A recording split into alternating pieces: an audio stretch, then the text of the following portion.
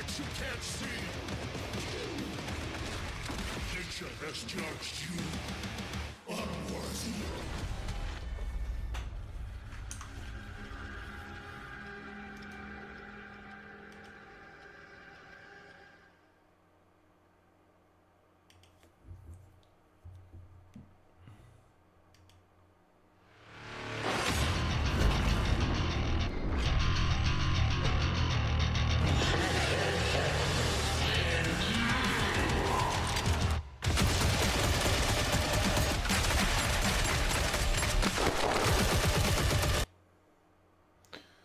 Anyway.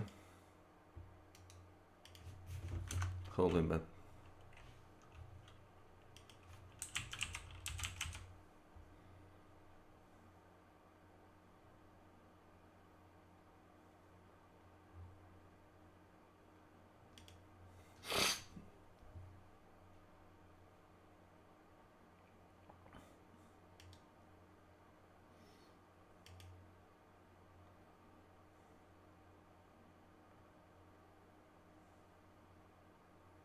Wait a minute. Wait a minute. Wait a minute.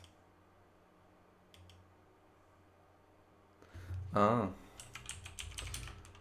Morning. Morning. Sorry, I failed to register anything.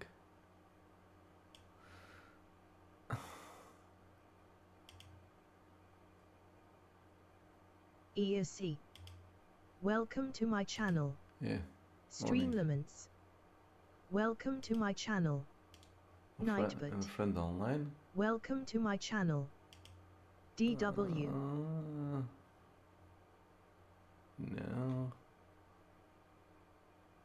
No, it's not. Okay. What can I say?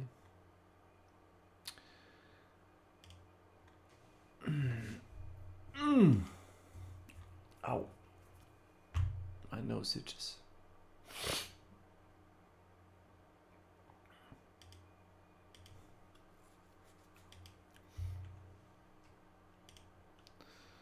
Anyway.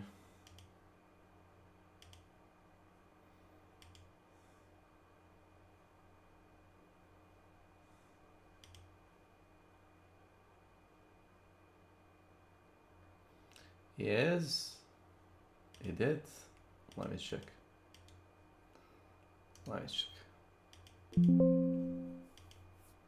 Jericho is one of the strangest and most ambiguous games I've ever played. As a game, it's a grotesque mockery of the player. The visuals, the voice acting, the gameplay, a textbook example of how not to make a game. It's so atrocious that I can't even load its Metacritic page. But my channel isn't about reviewing games in the traditional sense. What we do here is dig into lore. And the lore here, oh, it's something else. All because the game's world was shaped by Clive Barker, one of the titans of literary horror. You surely know him from the cult horror film Hellraiser, which he directed based on his own novella. Barker's signature is grotesque, excessive cruelty, and graphic imagery. And in Jericho, he crafted the lore in such an astonishing way that a bizarre situation emerged. Reading the notes and annotations in this game is far more fascinating than playing it. I welcome you in Save Room Archives and invite you to immerse yourself in the world of Clive Barker's Jericho, setting aside all the filth the developers piled on top and plunging straight into the game's chilling lore. If you hit thumbs up and subscribe, it will greatly help my new channel to grow and prosper. Let's begin. The world we live in is locked in perpetual struggle. Our civilization faces a terrible threat from forces once thought to be hell itself. In truth, these forces are far older than Christianity, older than any religion ever devised by mankind. This is evil incarnate. Its very existence is bound to a single purpose: to shatter our faith in love and in light. It has been this way since the dawn of time. We dare not speak its name aloud. To do so is to acknowledge its presence in our world, that its servants walk among us in the streets, that its generals lurk in the voids beneath the earth, corrupted, festering, craving our flesh and blood, waiting for the day humanity meets its end. Only one force stands between us and a horrific death: battle mages who have devoted their lives to defending mankind. We will never know their names. We will never see the fields where their secret wars rage. We will never mourn their fallen. But they are always there, armed to the teeth, sleepless, ready to die so that we may live to see the next dawn. Their name is Jericho. They know all too well what the enemy is capable of. They know that before death comes madness and torment. And still, they do everything in their power to spare us that fate. If tomorrow's sunrise greets you, you'll know who to thank. Jericho. An ancient city, risen from the sands of time, has brought with it the seed of primordial evil. Late at night, all who possessed extrasensory or paranormal abilities heard the call of an unknown being, the Firstborn. It summoned them to the lost desert city of Alkali. The members of Jericho receive urgent orders: assemble at the airfield, from which they depart for Alkali. There lies the base of the Department of Occult Warfare, DOW, and its research facility, the Watchtower. 2 days earlier, the base had been attacked by the cult Brotherhood of the Dark Dawn, led by Greetings. Arnold Leach, a former DOW operative responsible for ritual killings in Baltimore and London, gas attacks in Sydney, and other Let me atrocities. join. Okay, sure. I'll make my own lobby. Sure. Why don't you sleep? God damn it.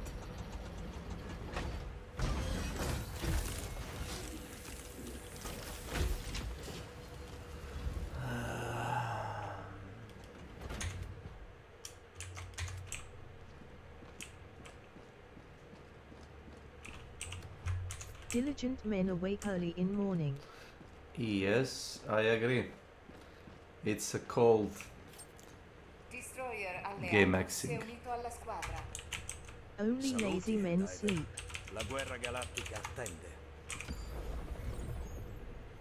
Assalamu alaikum.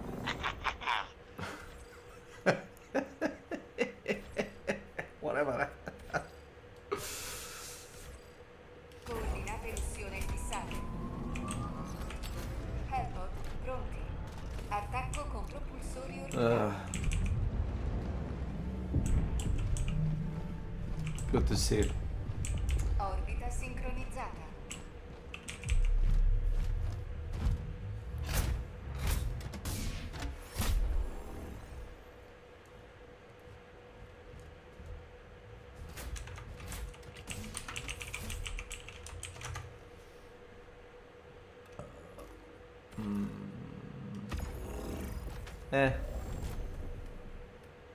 Ice. Welcome to my channel.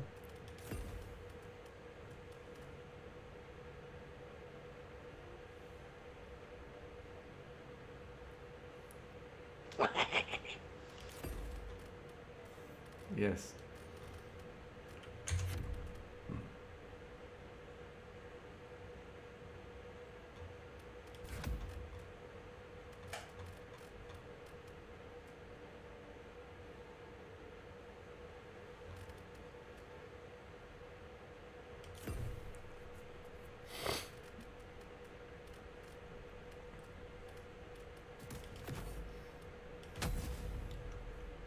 Lancio Helpot avviato.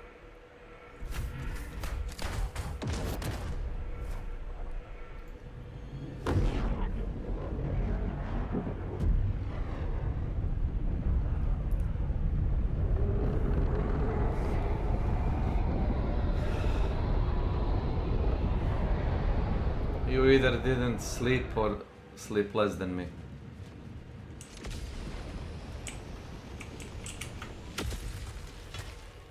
Il nemico ha corrotto la nostra metropoli troppo a lungo. Gent. Riprendiamocela.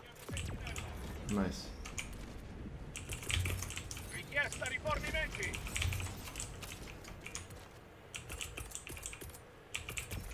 Equipaggiamento. Arriva zaino tattico. Richiedo zaino tattico.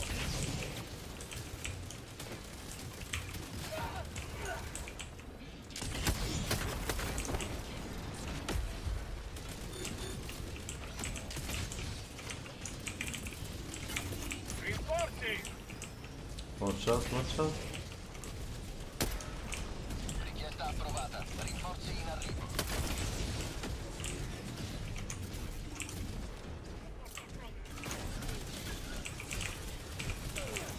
Chiedo una sentinella.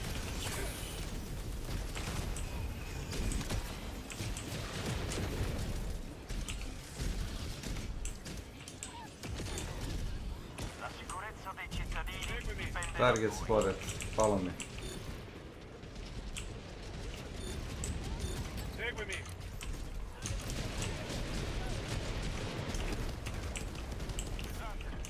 Elemento tattico nemico nel raggio d'azione. Che bello! Elmo, sgomberare l'area!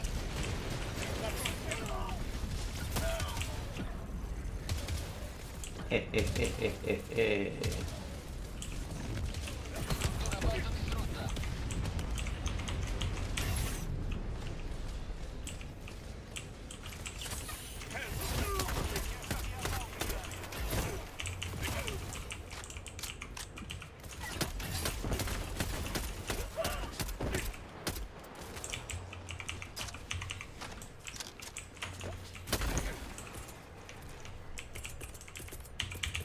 Richiedo un veicolo!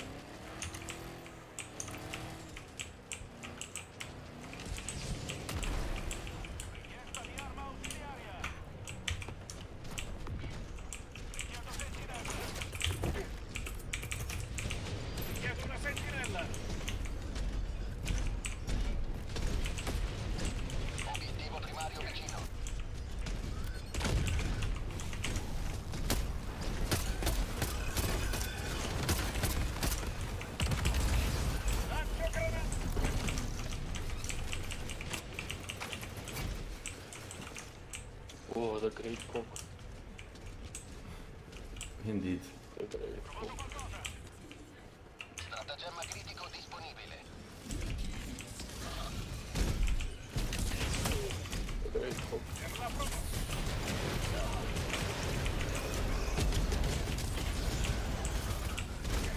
Ricarico! Stratagemma critico non più disponibile. I'm being pounded. Pussy pounded.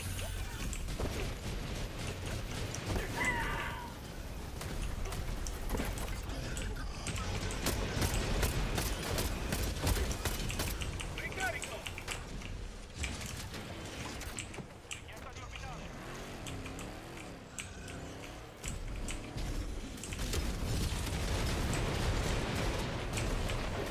Stratagemma critico disponibile.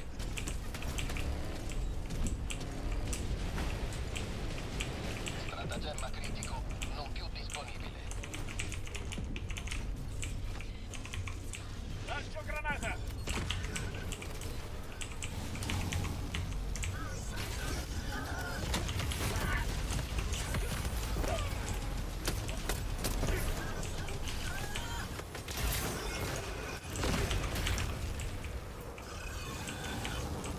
Granata! La ricarico!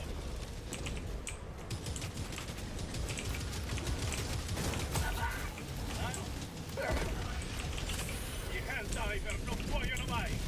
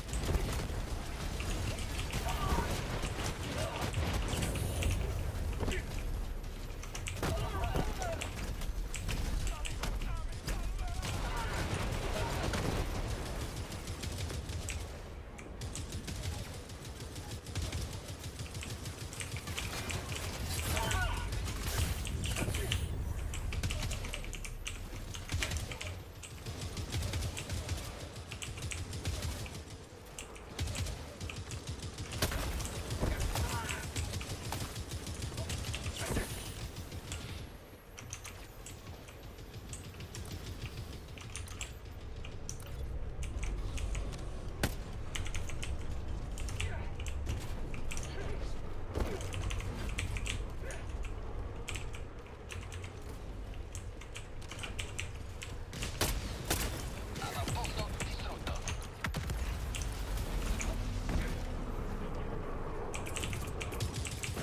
Richiedo sentinella! Arriva zaino tattico!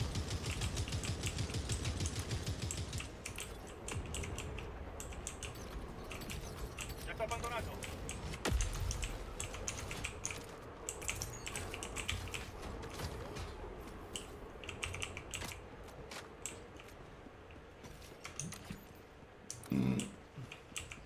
Obiettivo secondario in prossimità. Stratagemma critico disponibile.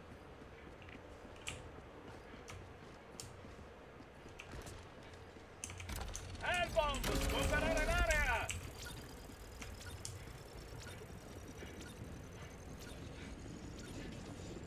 Stratagemma critico non più disponibile. Un passo verso il completamento. Equipaggiamento! Richiedo un veicolo!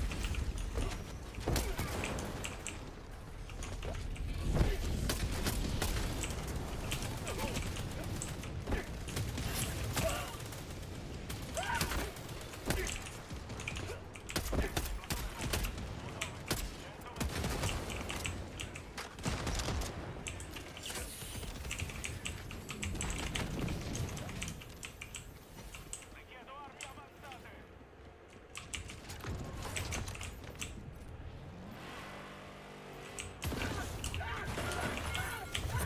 Equipaggiamento per l'obiettivo! Chiedo dei rinforzi!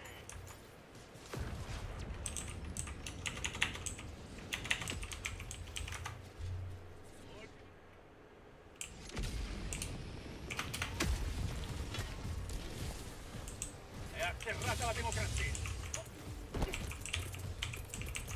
Richiedo una sentinella!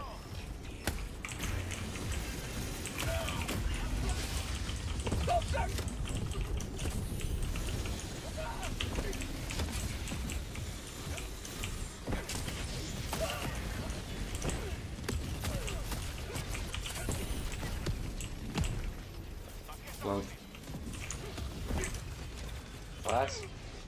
380, really? Affermativo. Glass? Thanks for bombarding. Richiedo sentinella.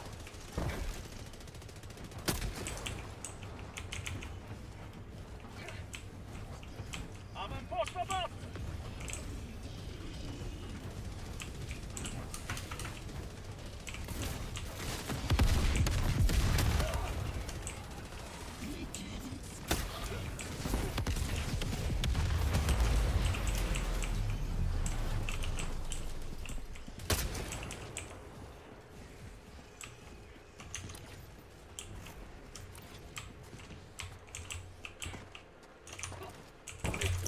Raggio di rifornimento.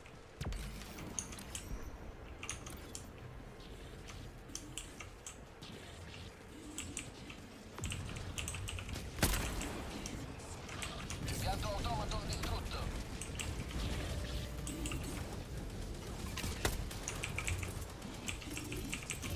Richiedo sentinella. Rifornimenti.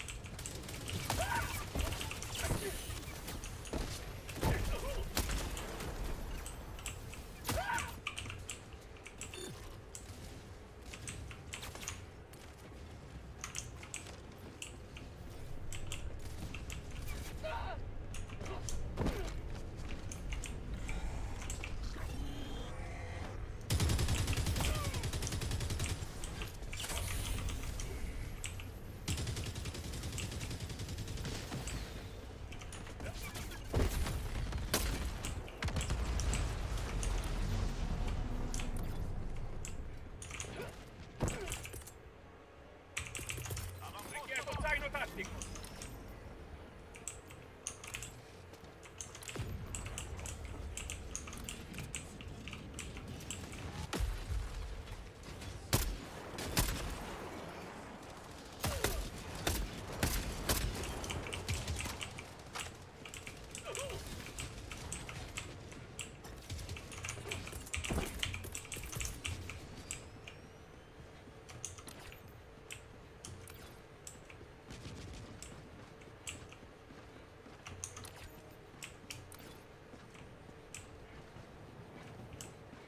Navigando. Richiesta di orbitale.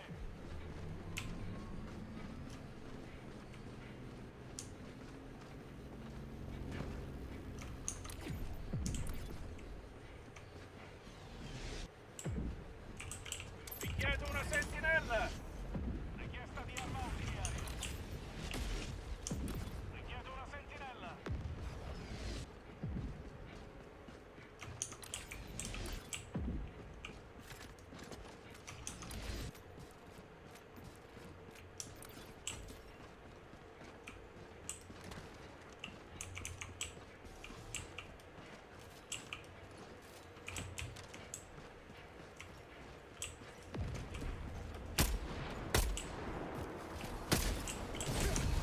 Un altro trionfo per la democrazia controllata. Estrai sotto la guida della libertà. Hellbomb, sgomberare l'area.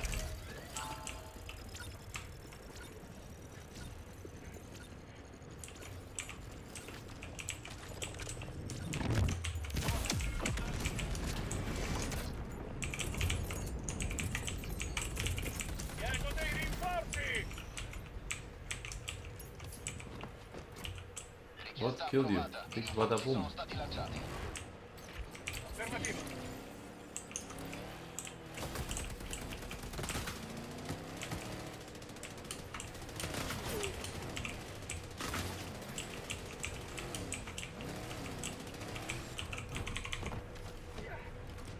Lancio granata.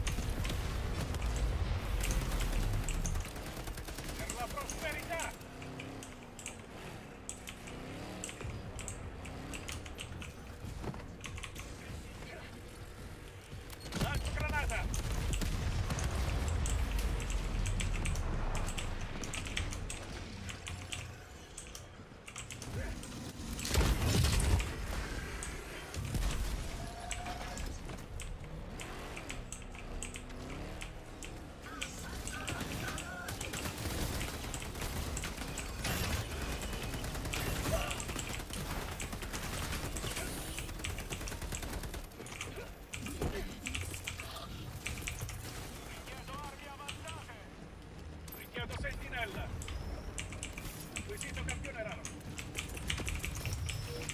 We're almost done.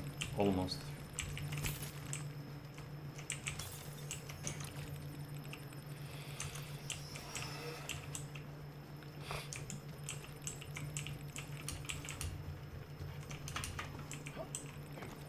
Estrazione disponibile.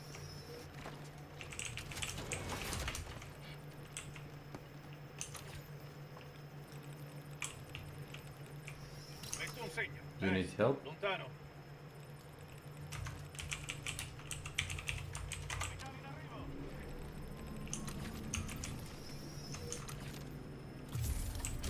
380 again, huh? Affermativo.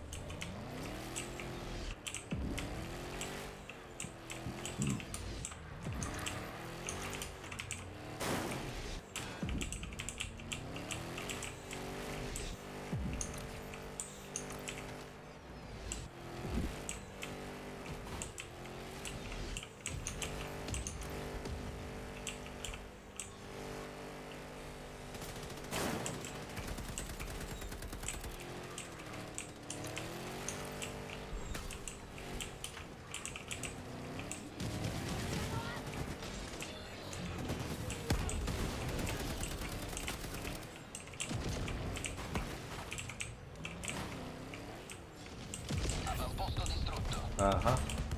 Affermativo. Late Marco Coastal arrives.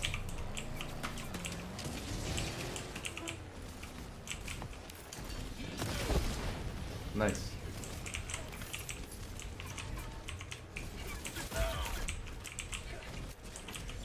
La mia vita per la super terra. Lancio granata.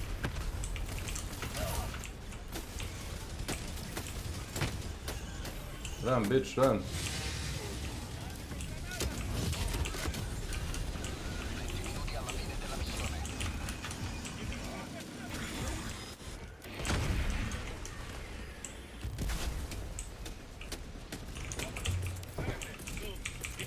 Vi chiedo una sentinella. Sto presto. On it.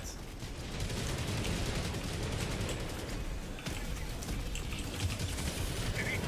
Cuore ferito.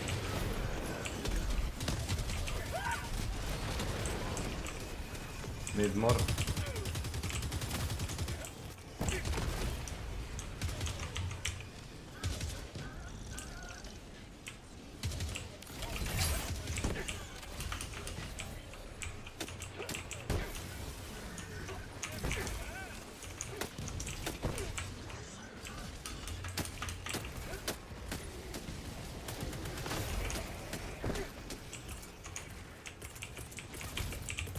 Richiedo un veicolo.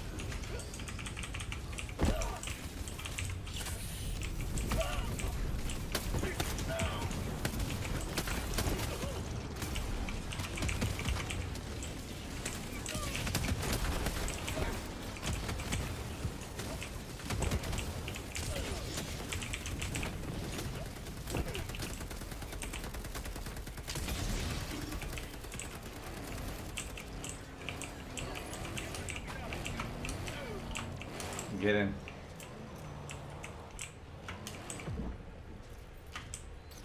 Affermativo. Seguimi. Date la mappa. Nord. Lontano.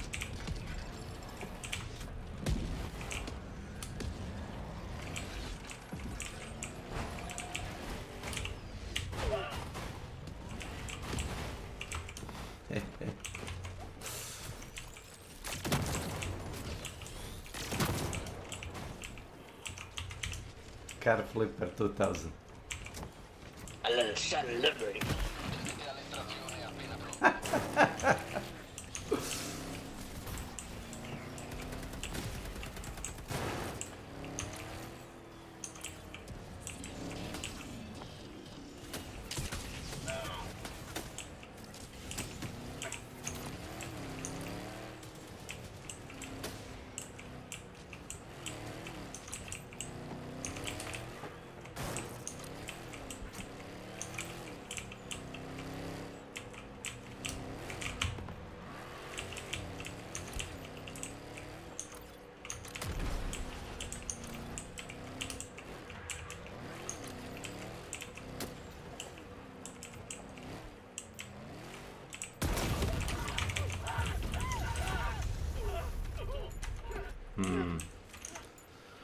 That's how I died last time. I hit the fucking battery pack. You cannot even like extinguish yourself. So stupid. Richiesta approvata. Dispiegamento rinforzi. Thanks. Pronto a liberare. Mi scusi. We are surrounded. Chiedo sentinella. No. We're not surrounded. It's they. They are in trouble.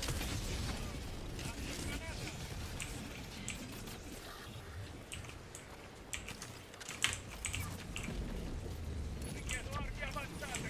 Ricarico.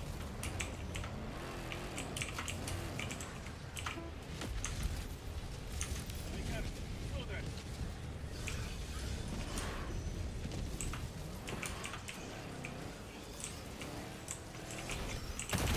Sì. 100 metri.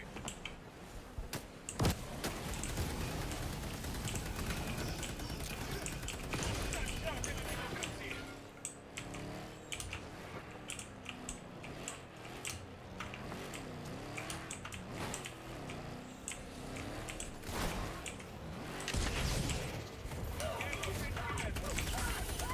Yeah, no.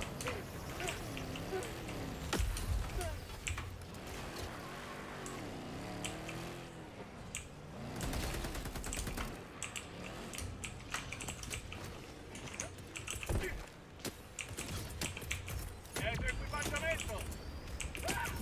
Arriva zaino tattico. Richiedo un'estrazione. Mi piace il sapore della libertà. Shuttle di estrazione in arrivo. Richiesta rifornimenti.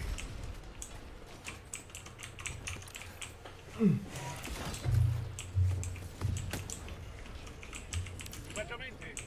If you wanna be ultimate, allow warrior. Democrazia. Lancio granata.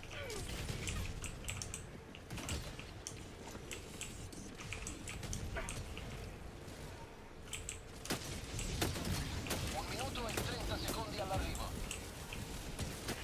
Mi piace il sapore della libertà.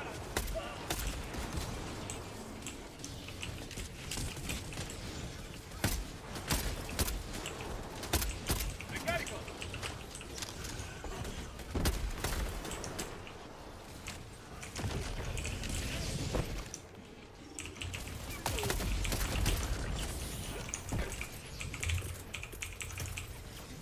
Snake, did you see a bolt pistol being added to the Helldivers? Dog pistol. What's the dog pistol? No, the bolt pistol from Helldivers. The what's it called? Dark type. The bolt pistol. Isn't that like a joke? No. The bolt pistol is actually being added 30th of July. So we're like, how many days? So Warhammer, 6 huh? days. Warhammer. I hope it's gonna have to be heavy pen. I really hope it. Light pen. It should be heavy. A light It's pen fucking heavy bolt. explosion. Ah! Richiesta di arma ausiliaria. 20 secondi all'arrivo. Militari in arrivo. Man, it is a bolt, man. If they fuck it up, they're gonna get skinned alive. 10 secondi all'arrivo. Liberare l'area.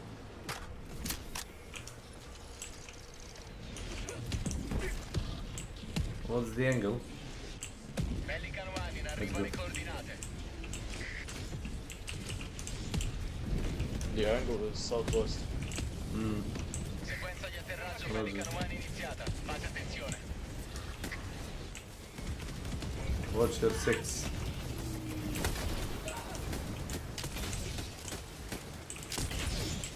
So you wouldn't think that the fire actually works on the bots, right? It melts them. It works actually.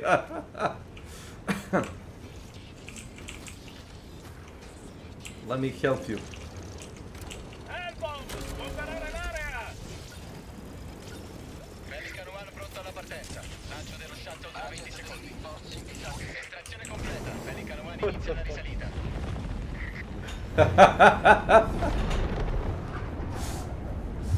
Hai dimostrato oltre ogni dubbio di che pasta sono fatti di Helldiver.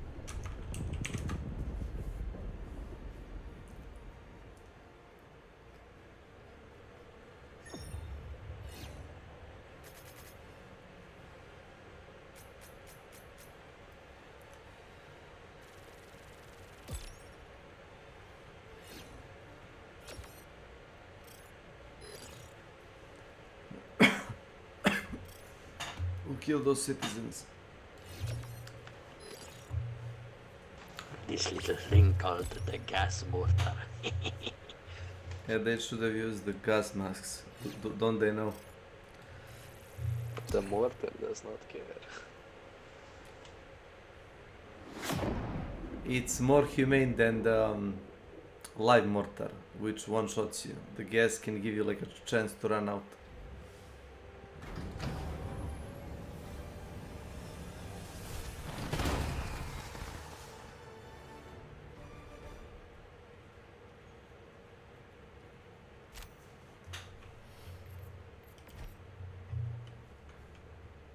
Una vittoria davvero memorabile. La registreremo e l'analizzeremo. L'ora della nostra prossima vittoria si avvicina.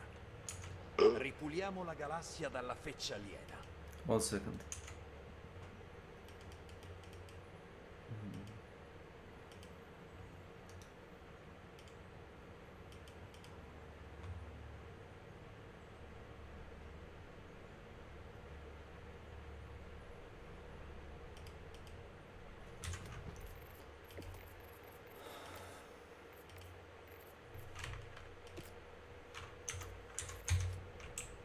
Une seule issue peut surprendre l'ennemi. L'annihilation. Coordonnées de mission saisie. L'absolution finale du Helper xénoxyde prêt. est une symphonie mélodieuse. Propulseurs orbitaux engagés.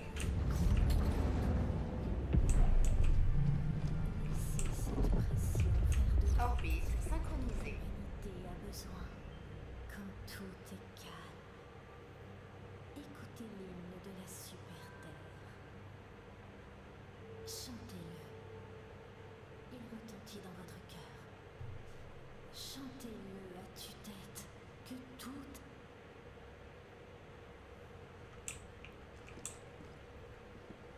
Bonjour. Je sais que tu mets ta vie en jeu chaque jour pour les citoyens ordinaires tels que moi. Tous les mois, je reverse 15% de mon salaire au fonds de guerre.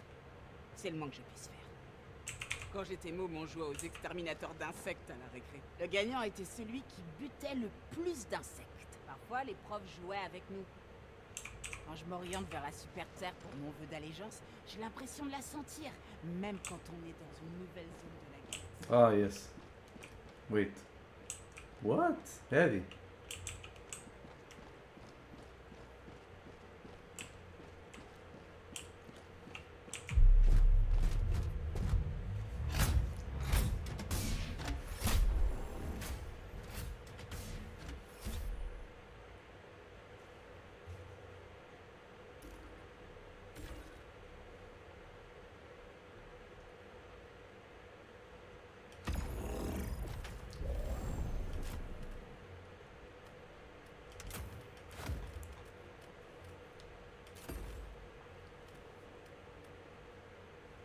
Wanna drive tank? Fucking a tank, fucking shit. That's because nobody wants to shoot the tank.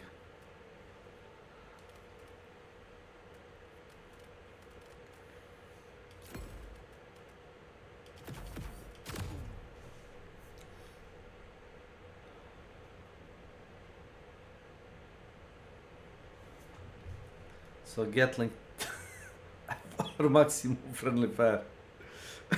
No,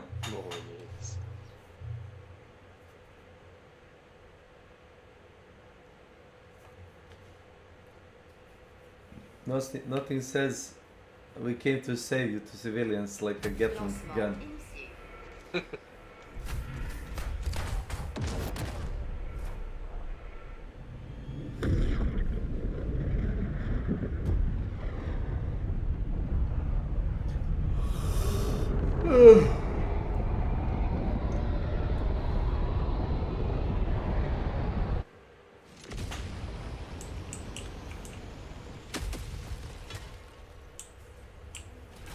L'ennemi veut faire de cette ville une mégalopole de la tyrannie. Ne le laissez pas faire. Balise de ravitaillement déployée. J'envoie un signal de détresse.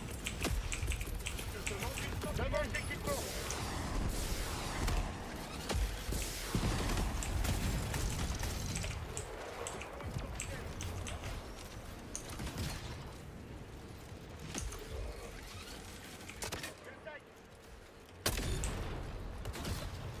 It doesn't work. See? What the fuck? It has 2000 health. Shoot that. That's a bunker. Watch out.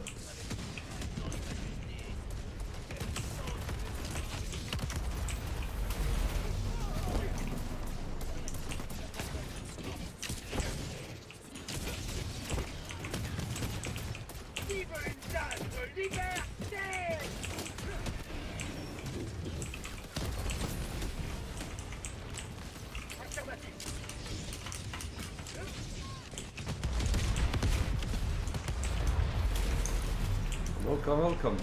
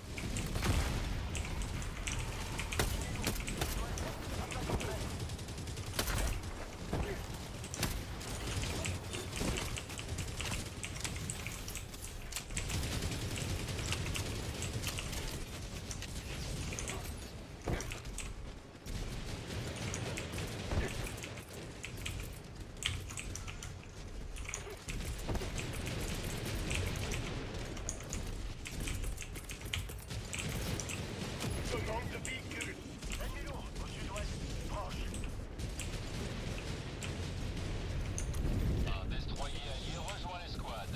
Déploiement de Helldivers sur la zone de combat.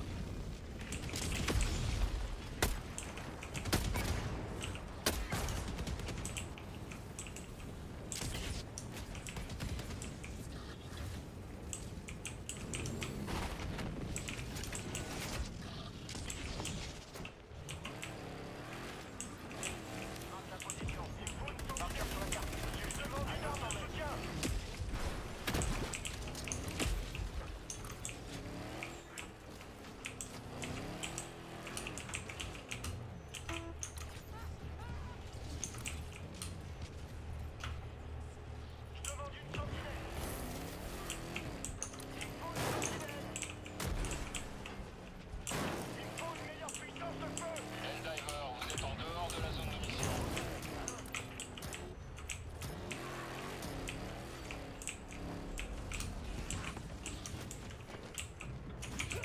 Atout tactique de l'ennemi Jamais. apporté.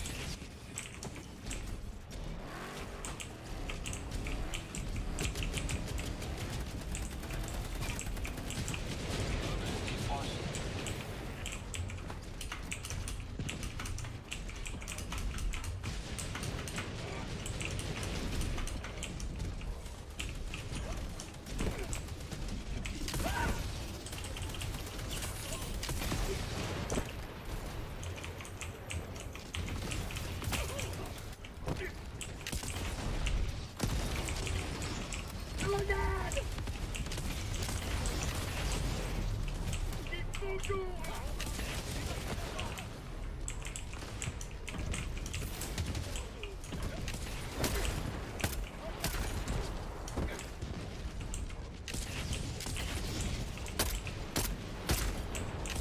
Atout robot détruit.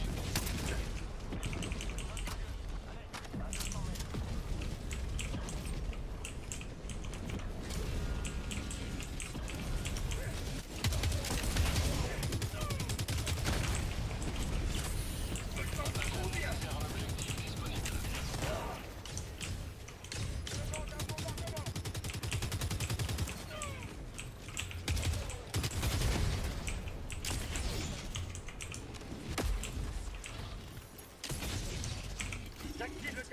Run. Run.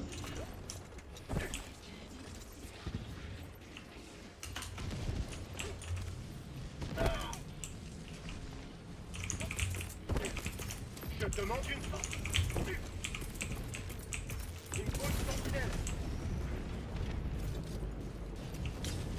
Je demande une arme de soutien.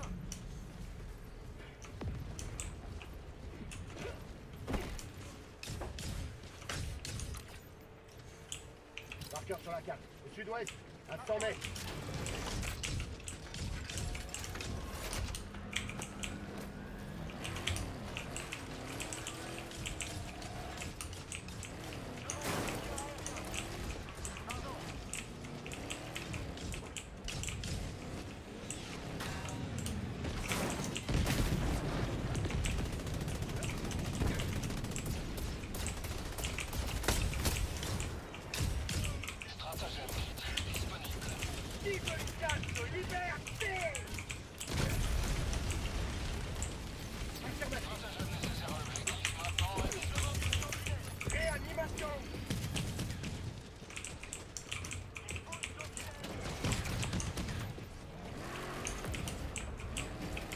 Right.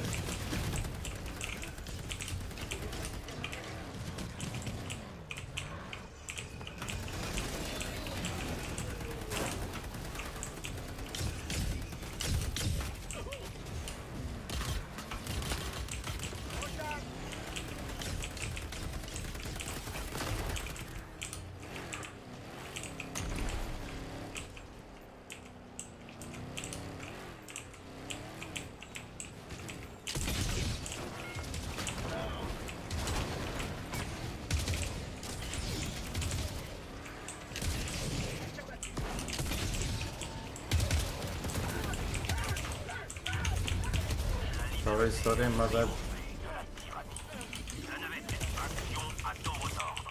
Marqueur sur la position, au sud-ouest. Requête approuvée, renfort envoyé. Objectif repéré, au sud-ouest. Rejoins la mêlée.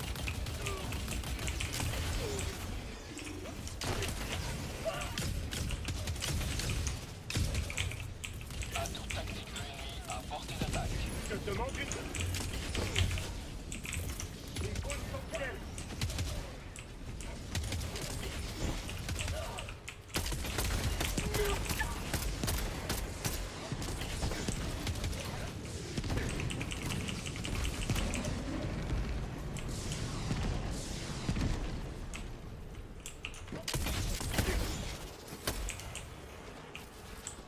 Affirmatif.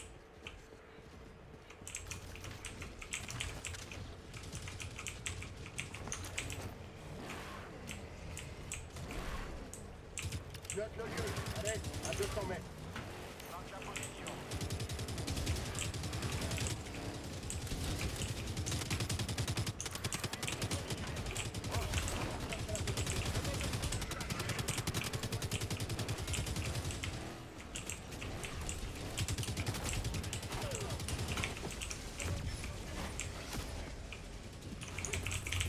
Je demande une réanimation affirmative. Requête approuvée, renfort en chemin.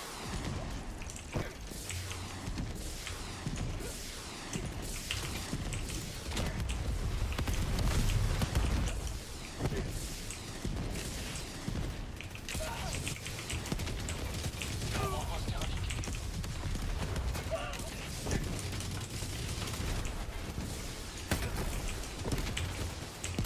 Échantillon récupéré. Échantillon rare récupéré.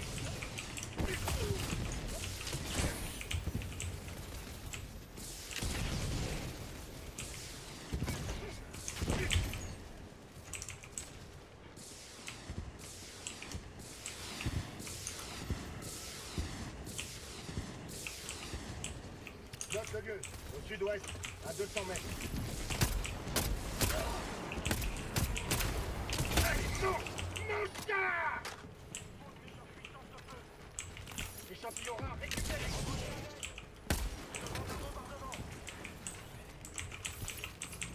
Il y a un échantillon. I'm stuck in the fucking floor. What? Let me unstuck you. I'm coming. Échantillon rare récupéré.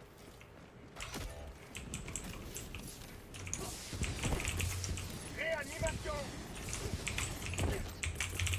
Je demande une réanimation.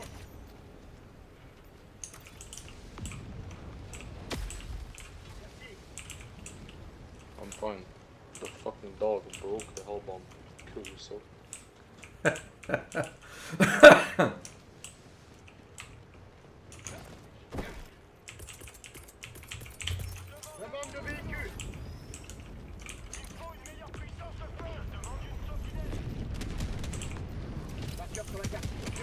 À 300 mètres.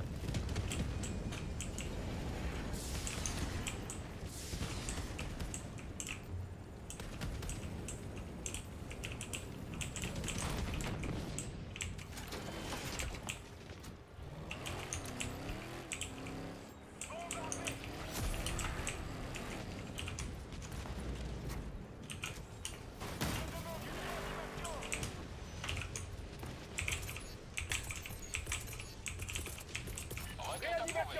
Renfort en chemin.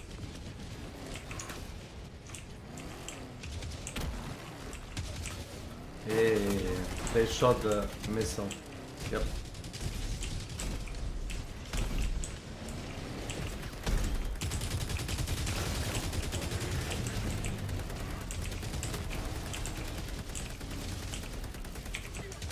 Having fun there.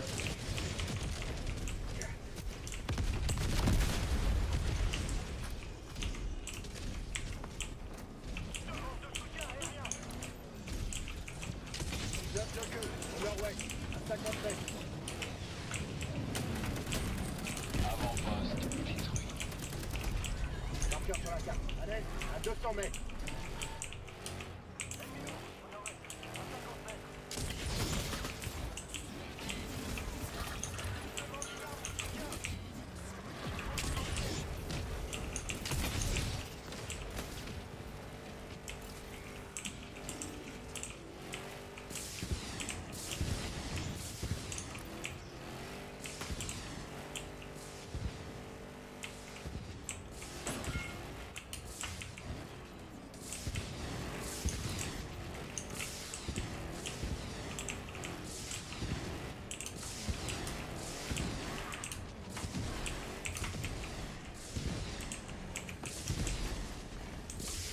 Affirmatif. Marque la position. On a de l'équipement. Arme de soutien.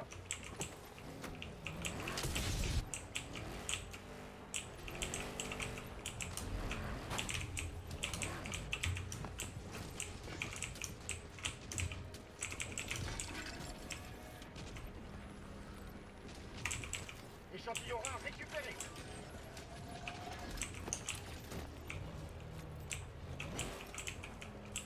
Note le lieu. À l'est, à 300 mètres.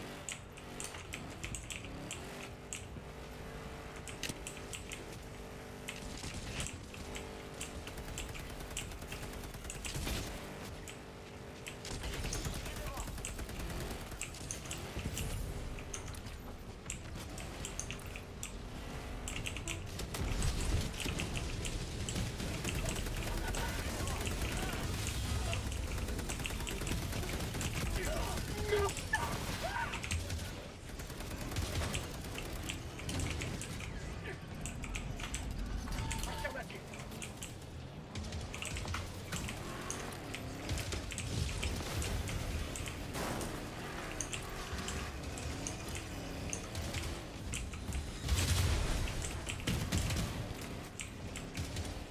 Un avant-poste de robot.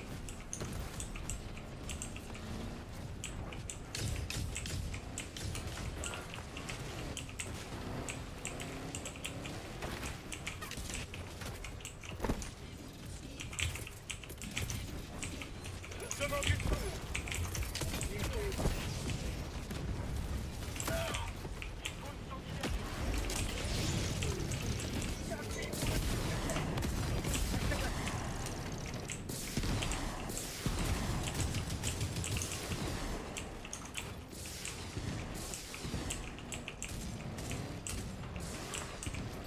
Affirmatif. Stratagème nécessaire à l'objectif disponible. Nice. Affirmatif. Vous pourrez commencer l'extraction dès que possible.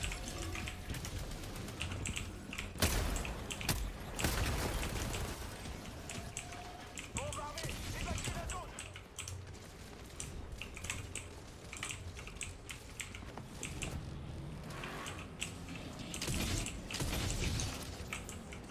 Marqueur sur la carte. Nord-est, à 100 mètres.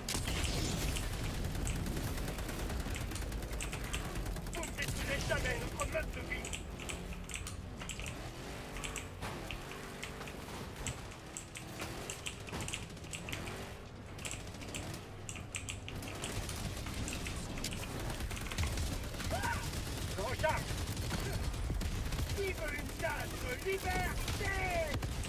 Sorry, sorry.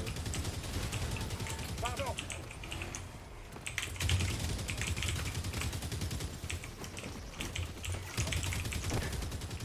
My bad.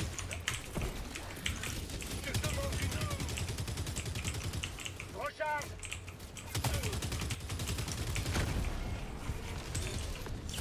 Les Alzheimer ne meurent jamais.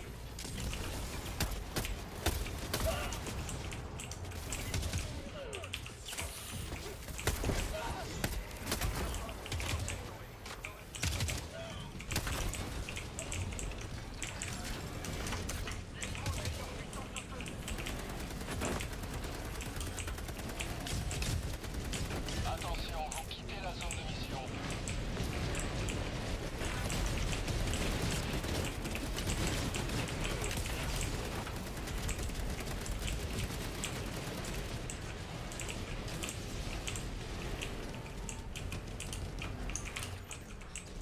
Neuf lieu, au nord-ouest, à 100 mètres.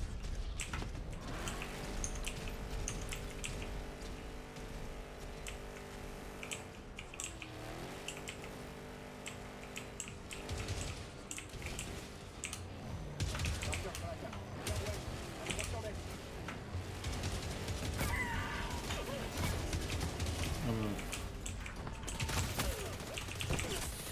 Blessure. Quelle blessure.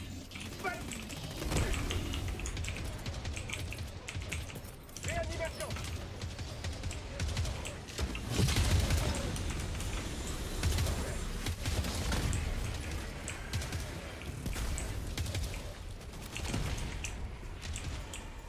Holy Batman. Alors, vous aimez le goût de la liberté?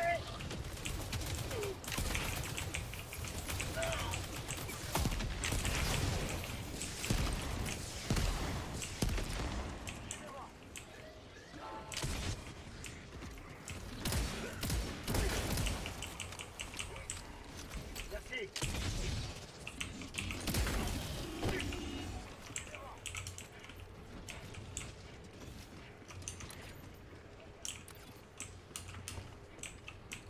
It's like I have gathered an army of sheep soldiers. Nice. Now See them get destroyed by the fucking guy with a rocket barrage.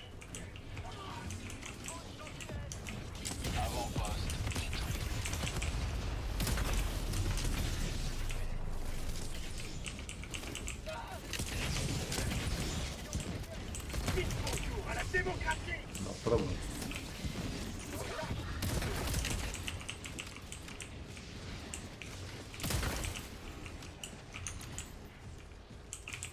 Marqueur sur la carte, au sud-ouest, à 200 mètres.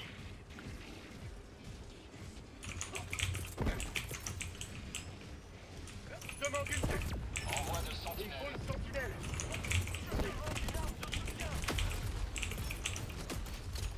Demande.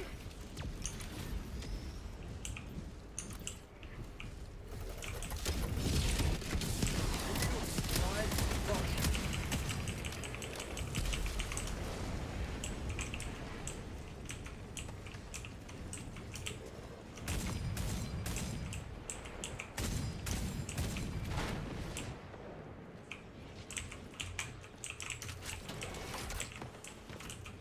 La vague d'extraction en approche.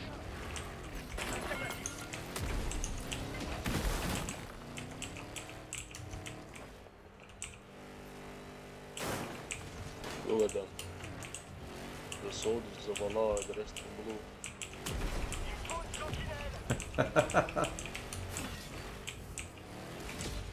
Affirmatif.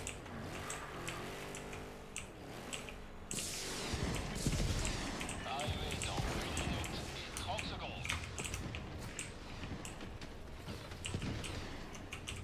Lâche un objet. Marqueur sur la position. Échantillon.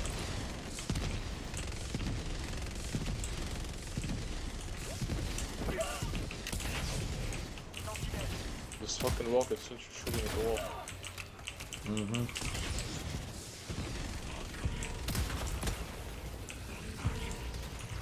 Arrivé dans 1 minute. Merci. Thanks. Balance une grenade. Ouvre l'approche.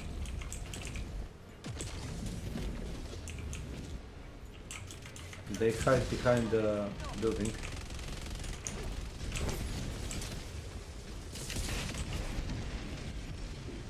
I got 25 kills, one level up.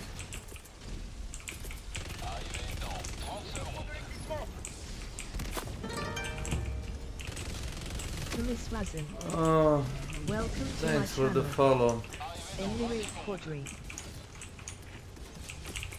I'm not reading all this. You gotta do better than that.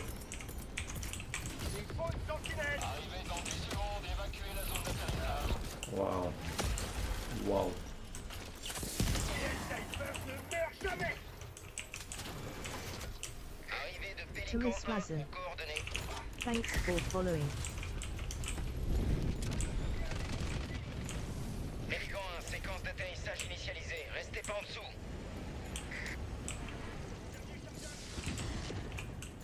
Lâche un objet.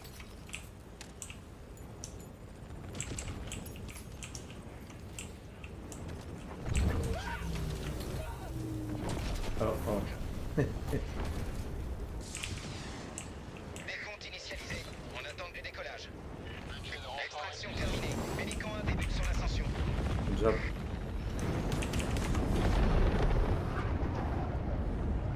Cette ville redeviendra bientôt un flambeau de la liberté.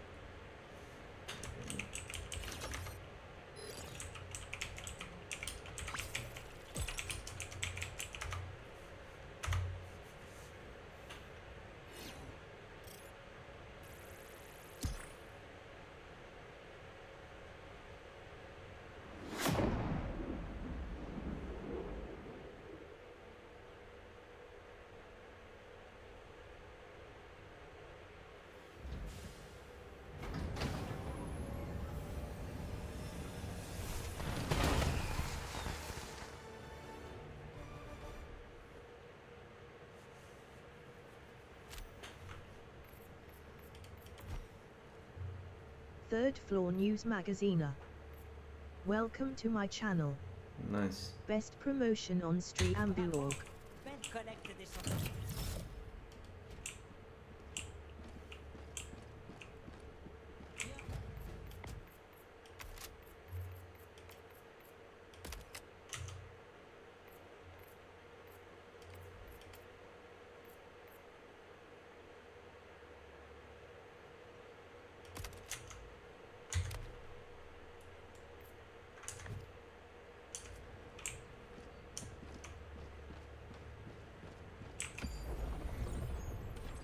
Coordonnées de mission saisies.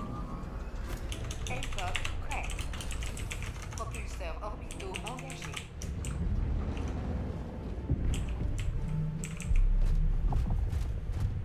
Orbite synchronisée.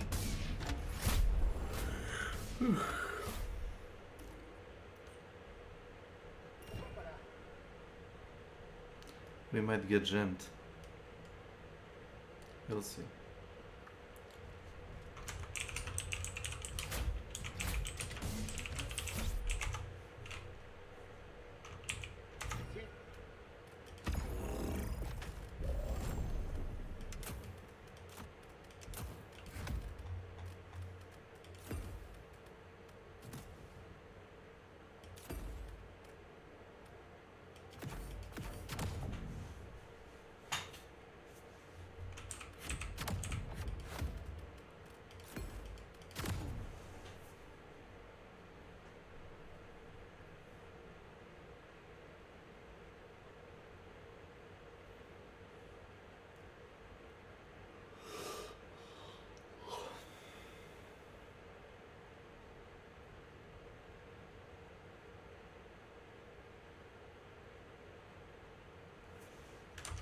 Lancement initié.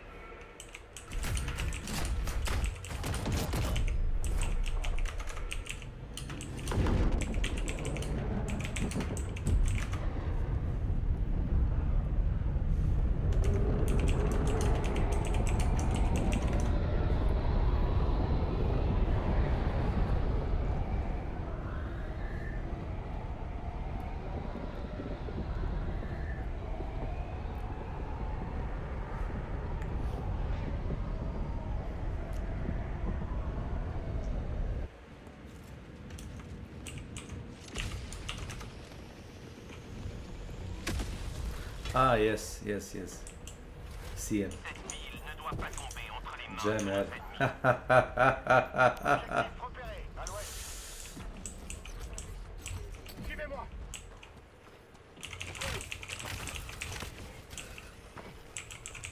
Échantillon rare récupéré.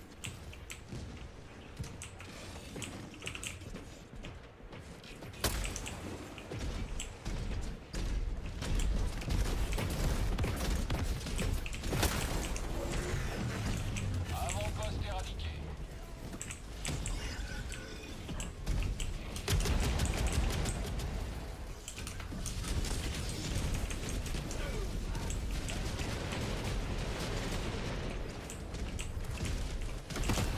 J'attaque.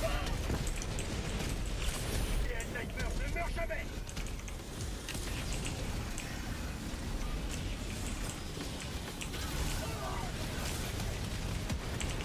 Échantillon rare récupéré. Holy Batman.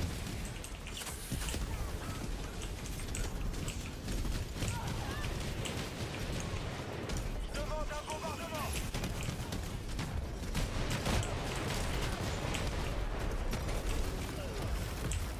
Affirmatif. Affirmatif. Legit.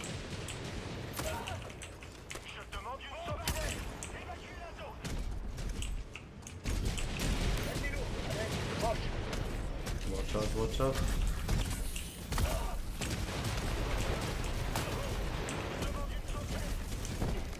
Complexe d'automaton détruit.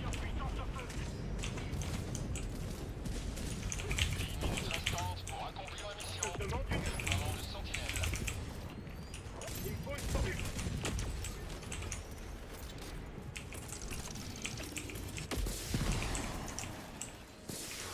Le point. Demande de ravitaillement.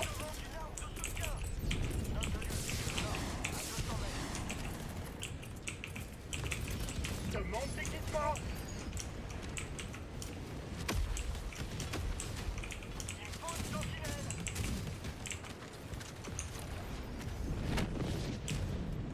Note le lieu, au nord, à 300 mètres.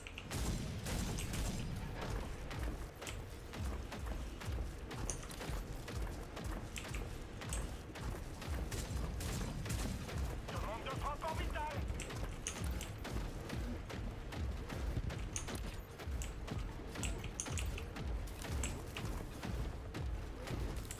Demande de frappe orbitale. Avant-poste détruit. J'envoie un signal de détresse. Je demande une réanimation. Roquette approuvée. Renfort Oh, envoyé. good.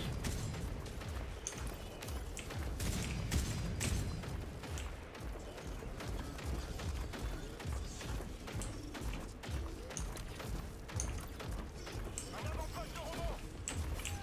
Suivez-moi.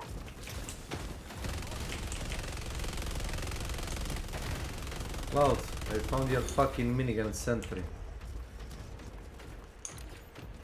I found it. Vous avez allumé le flambeau de la liberté. Entrez au bercail. Je demande une sentinelle.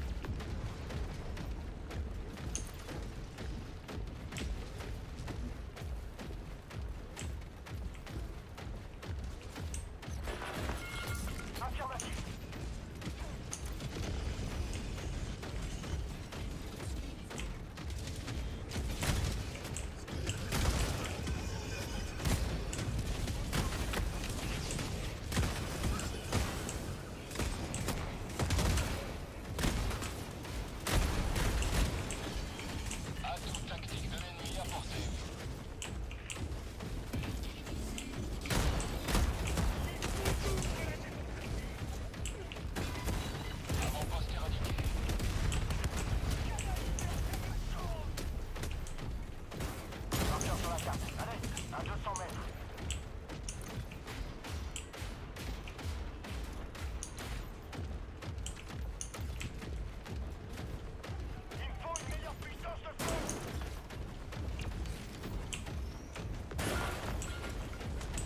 sur la position. Affirmatif.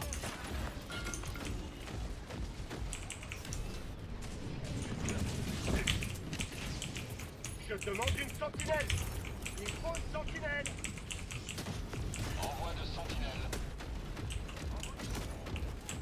Reinforce. Ah, good. Réanimation. Note le lieu. Au sud-est, à 100 mètres. Sorry, Cloud, sorry. Good break. Sentinelle. Even This the turret. piece of shit. Avant-poste de robot repéré. La sécurité de nos citoyens est notre combat.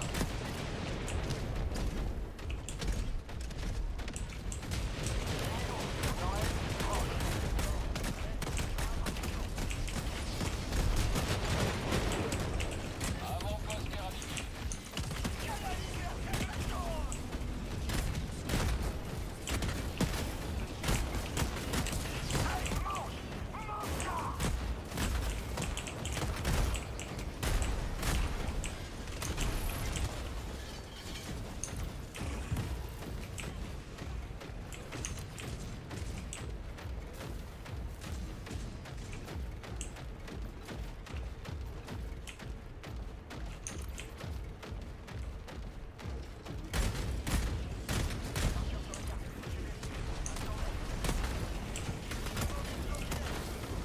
Bien goûté à la démocratie.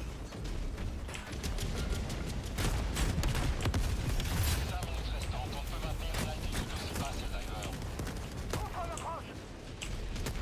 Ennemi lourd, au sud-ouest. Proche.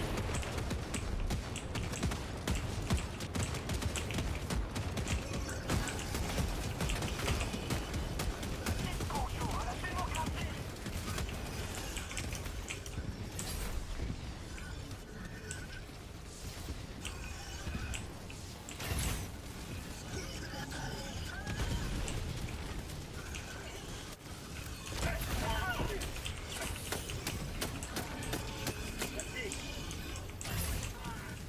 Grenade.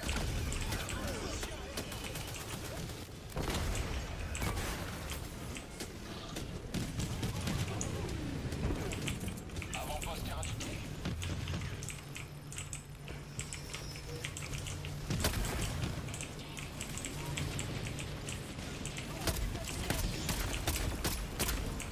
Robot chargeur.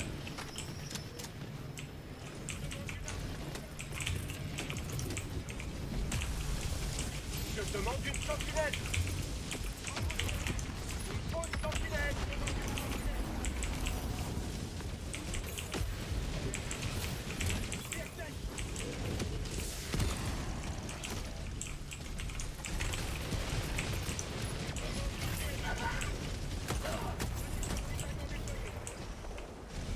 Requête approuvée. Déploiement de renfort. Marqueur sur la carte. Au sud, à 50 mètres.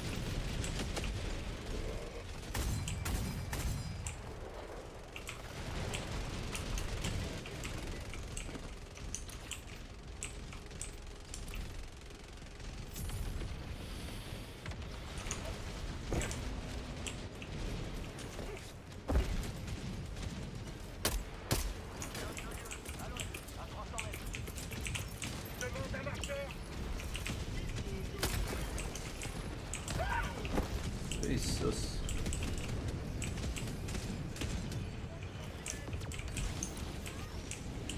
Je demande une arme de Note le lieu. À l'ouest, à 300 mètres.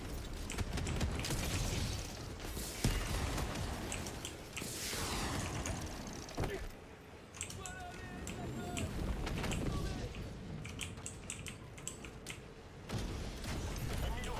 Sud-ouest, proche.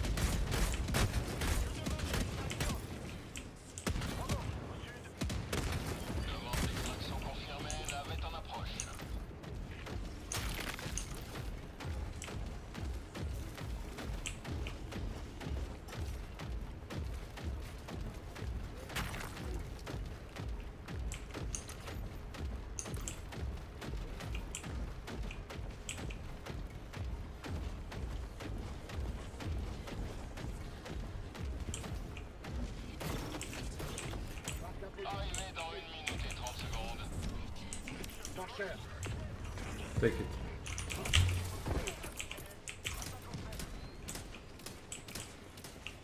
Demande une sortie.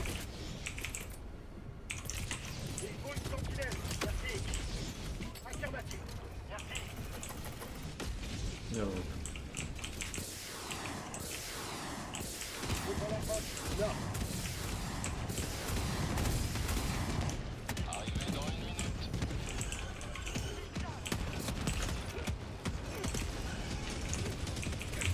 Valide de ravitaillement. Il me faut de l'équipement.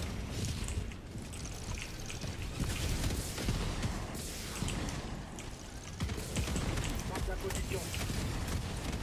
Sentinelle. I got this. Come to me. Arrivé dans 30 Allah Akbar. What do you mean? Allah Akbar. Did you blow up the building? Arrivé dans 20 secondes. I see. Nice. Budget de renfort épuisé. Arrivé dans 10 secondes.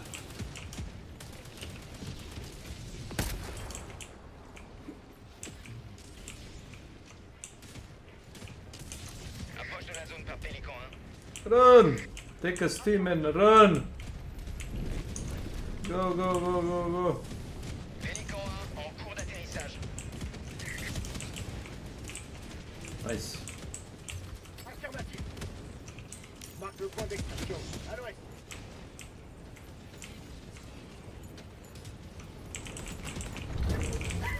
Pélican 1 paré. God décollé. fucking Lancement damn de it. navette dans 20 Man, what the fuck? Extraction terminée. Pélican 1 débute son ascension.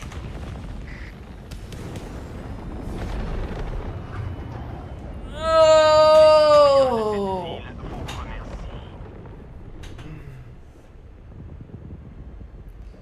That's it.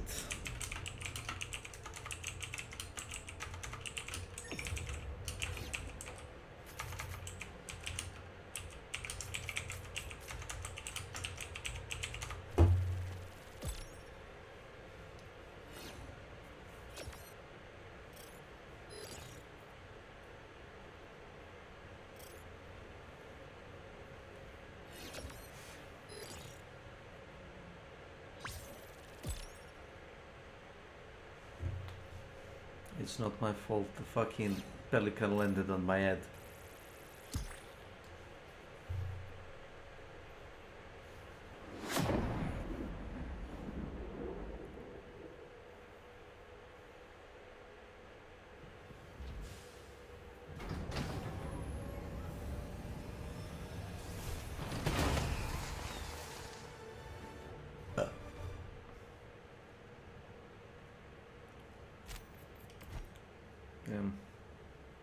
Shots fired.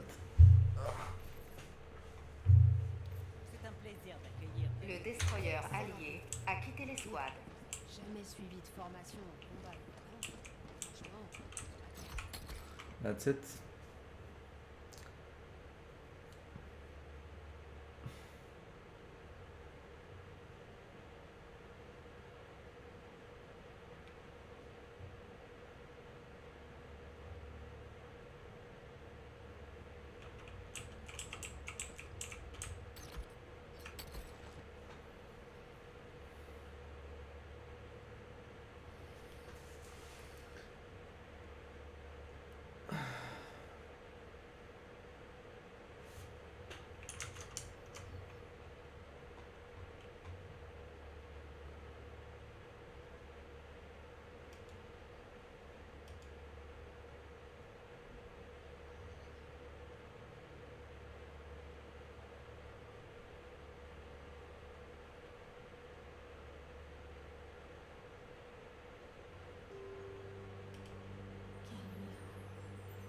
Ressentez le vide infini de l'espace. Ressentez la froide solitude qui s'écoule le long de la coque. Laissez-vous tomber. Puis, laissez la superterre So they're doing collaboration with Resident Evil 4, really? que vous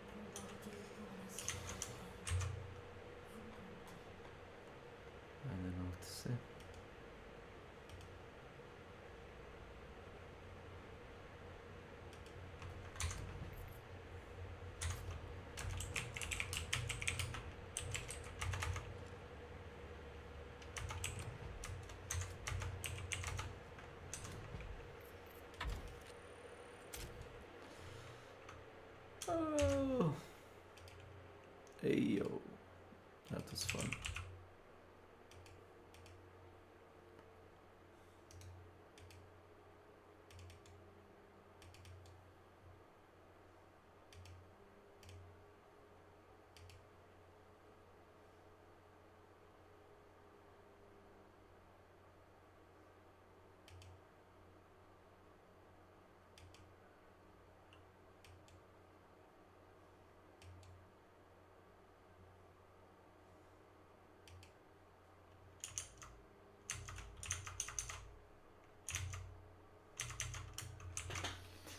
Ice cream time.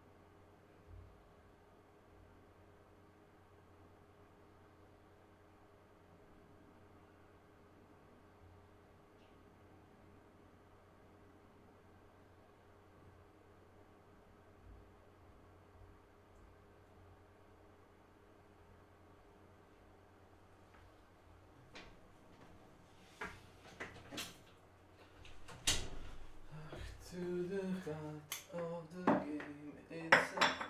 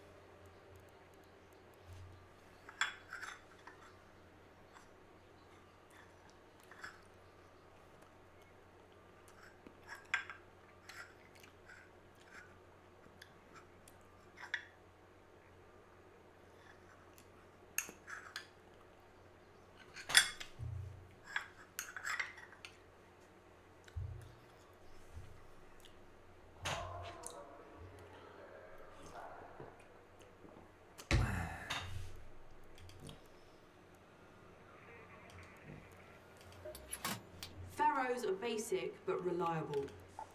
We've had to build our top site. It's not just ARC's operations that are escalating. Many of the defenses around Ribbon Tides were built decades ago, when the machines first came down. Let's just say, they no longer hold up.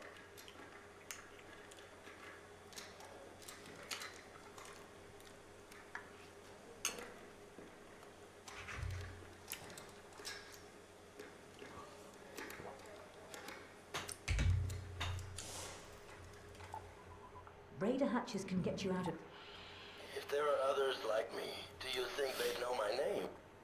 Would they understand me? No.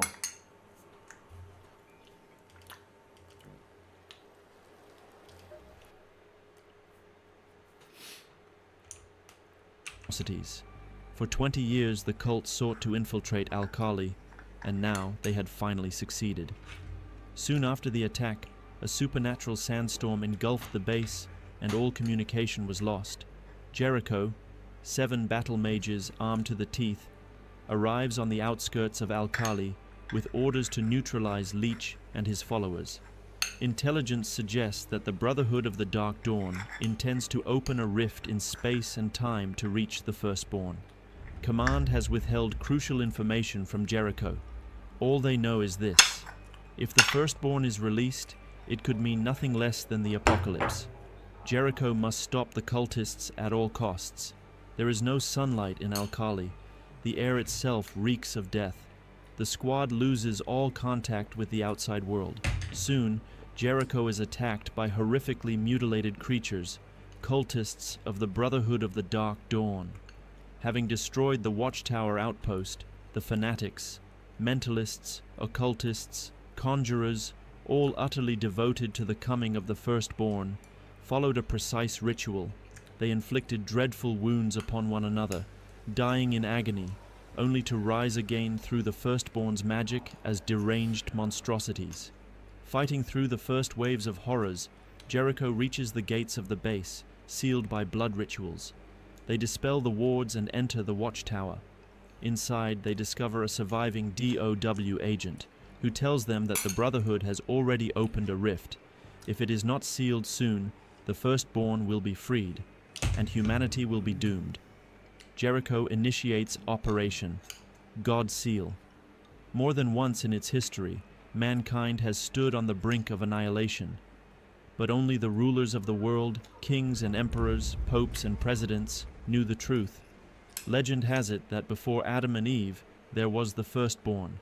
But God, horrified by his own creation, tore it from the womb of the world and locked it in the abyss. Evil, however, could not be stopped forever. Time and again the Firstborn clawed its way out of its prison beyond reality to annihilate humanity. Each time it appeared, the land it touched was corrupted and had to be cut away, lest the infection spread further.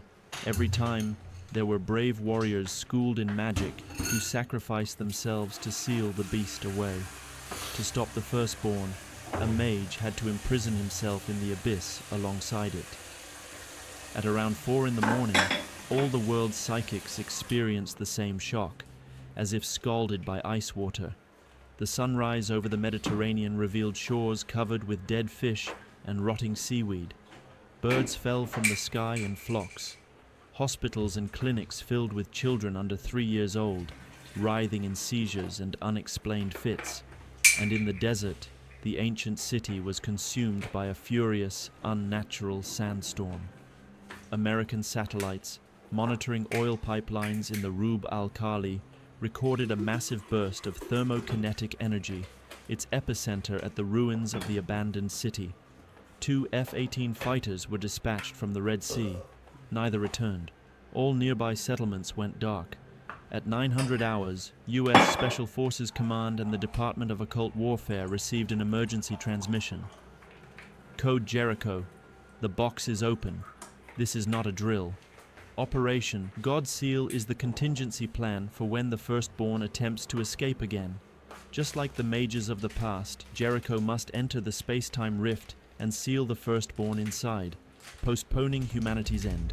Beyond the rift lies another dimension, known as the Pyxis, or the Box, where time obeys different laws, and all who enter cannot truly die.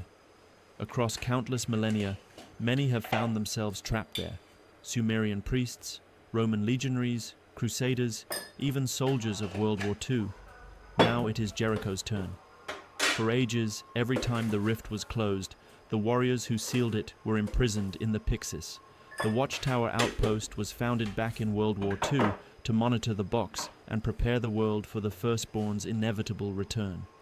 At first, the Pyxis was but a small cave, where God, in his infinite love and forgiveness, cast his first child into eternal confinement. But each time the creature gathered strength and tore open a rift, the Pyxis grew, swallowing pieces of our world and dragging in any living beings unlucky enough to stand upon them. The cave swelled into a vast labyrinth. The box is concentric in design. The later a territory or era was consumed, the further from the center it lies. And at the very heart of it all is the Pyxis Prime, the original abyss, where the firstborn itself is imprisoned. Jericho learns how Arnold Leach managed to open a portal from our world into the box. Alkali stands at the crossing of powerful energy currents. By committing atrocities around the globe, slaughtering innocents, carrying out terrorist attacks, Leach and his cult amassed negative karma, a tantric charge. They detonated this karmic bomb in Alkali, tearing down the veil between worlds. Pushing forward to the rift, Jericho is confronted with a vision of the firstborn itself, trying to tempt them into setting it free. Moments later, they are attacked by Arnold Leach, who has transformed into a winged abomination. In the chaos, he merges with the squad's commander, Devin Ross.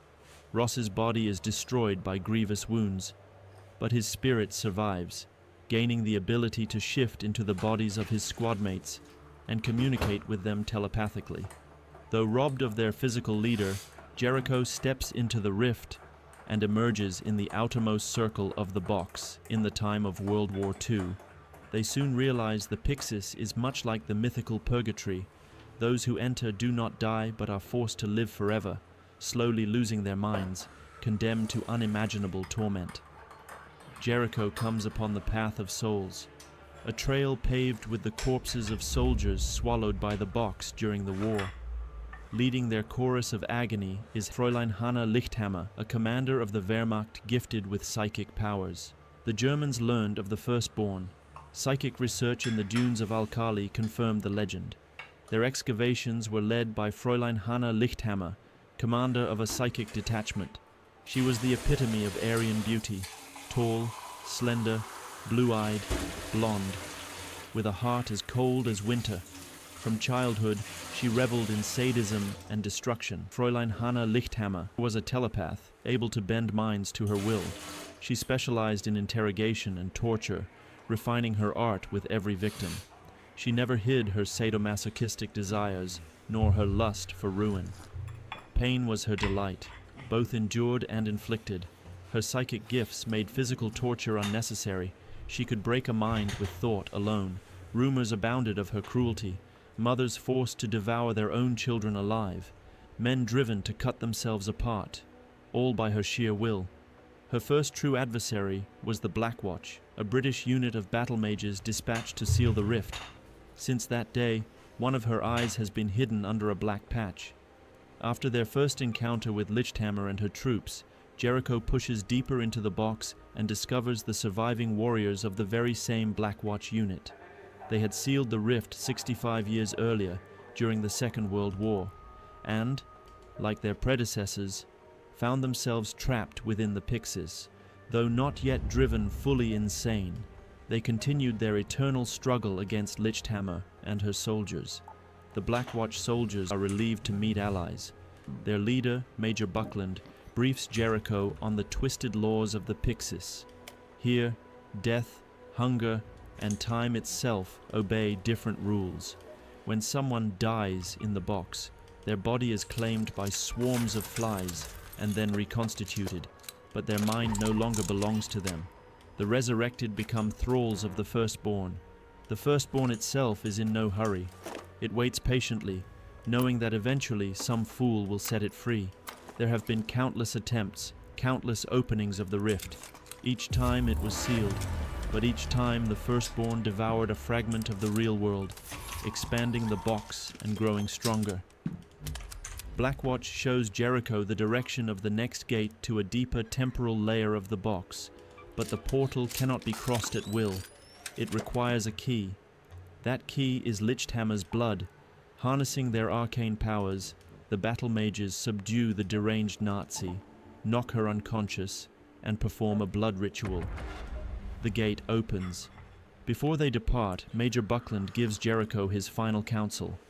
Reach the fortress of the Templars, for they alone can guide them further. The British remain behind, in case Jericho fails, ready to assist the next team that enters the box. The mages of our time step through the portal. The rift carries Jericho to the year 1213, where they arrive at a river of blood, entrails, and human remains. Above them, upon a high bridge, marches an enormous army of crusaders, bound for the fortress of the Innocents. Jericho carves a path through the Crimson River toward the fortress. Along the way, they slaughter countless crusaders and Saracens, twisted into monstrous forms beyond recognition. Amidst the carnage, they encounter what appears to be a perfectly ordinary knight, Sir Richard de Grey, who guides them to the fortress. Relieved to find at least one sane soul, the mages lower their guard and fall into a trap. De Grey is enthralled by Arnold Leach, who reached this temporal layer before them. Leach clouded the knight's mind, making him believe that the abomination was none other than the Seraph Gabriel, a messenger of God. Leach exploited the fact that the Crusaders, trapped in the Pyxis for 8 centuries, had long since lost their sanity.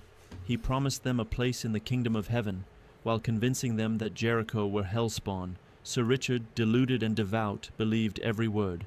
Escaping the trap, Jericho stumbles upon a shackled Templar, Brother William of Auxerre. He reveals what truly happened and why the Crusaders descended into madness and fell under the firstborn's sway. In the year of our Lord 1213, a young bishop, Malthius St. Clair, convinced Pope Innocent III that he had discovered the Garden of Eden, supposedly seized by the infidels. Malthius volunteered to lead a crusade to reclaim it.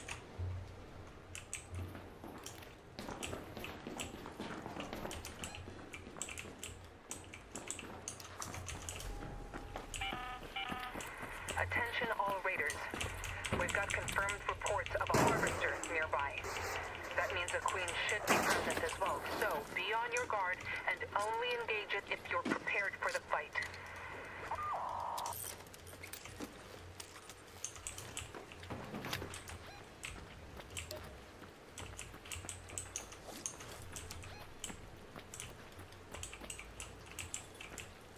Head home at the south elevator.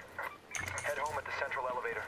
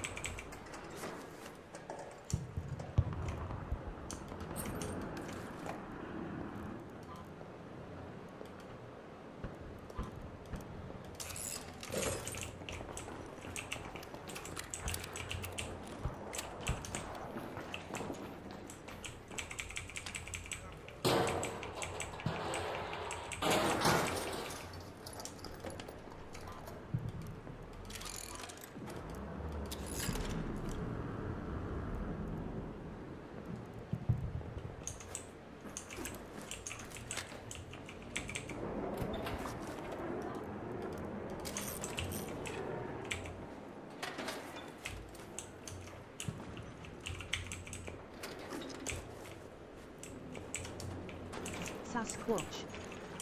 Welcome to my channel. Hello, Mr. Sasquatch.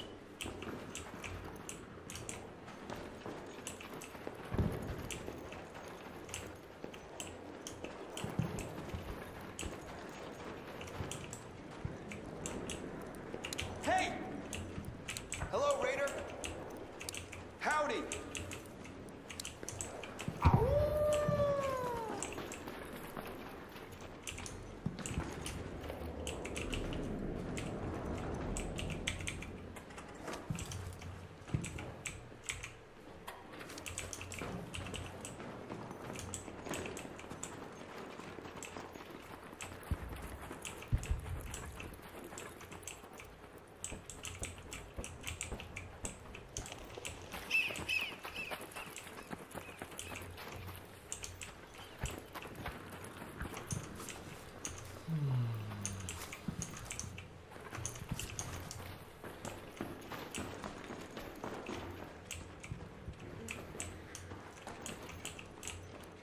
Hey!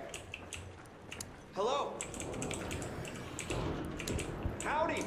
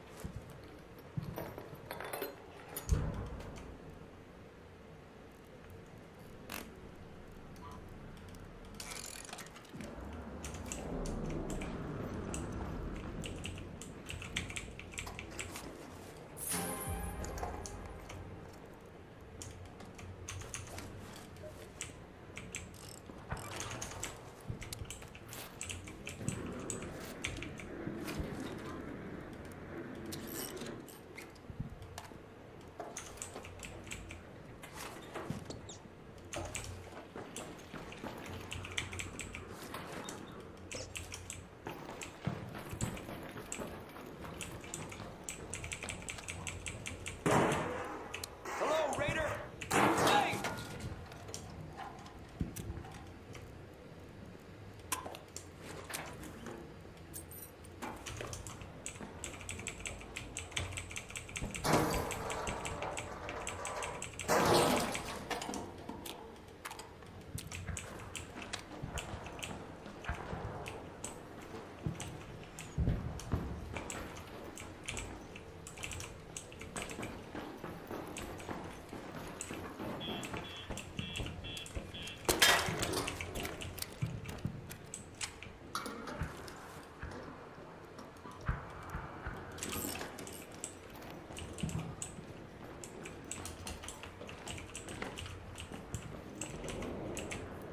Hey! Hey, hello!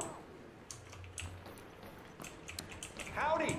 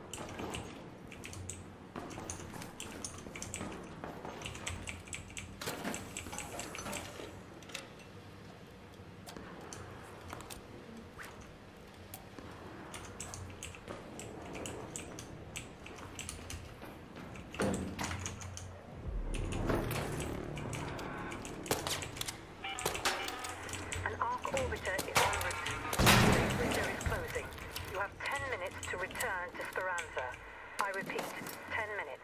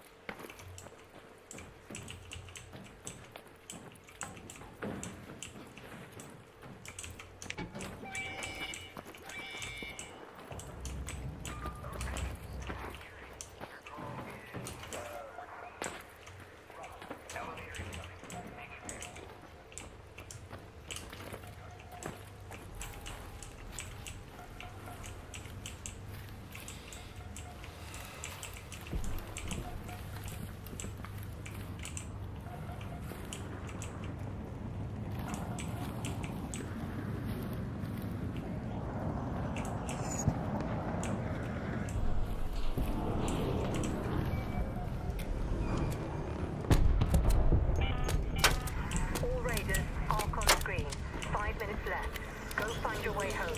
I repeat, 5 minutes.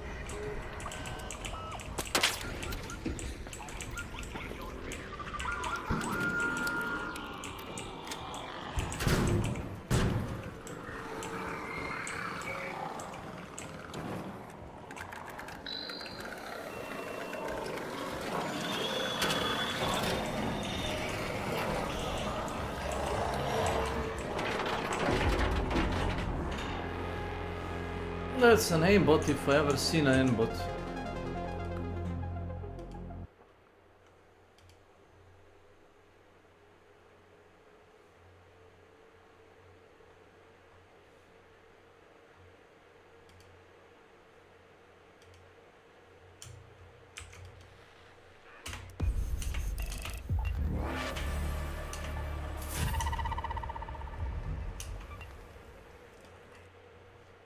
Yes.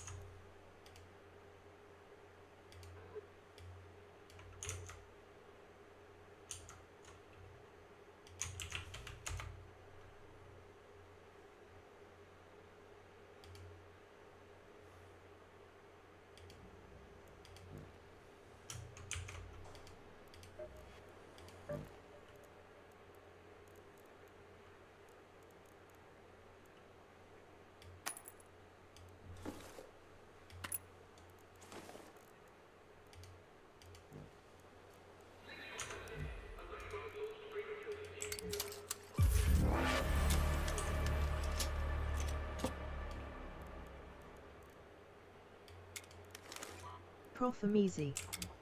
Welcome to my channel.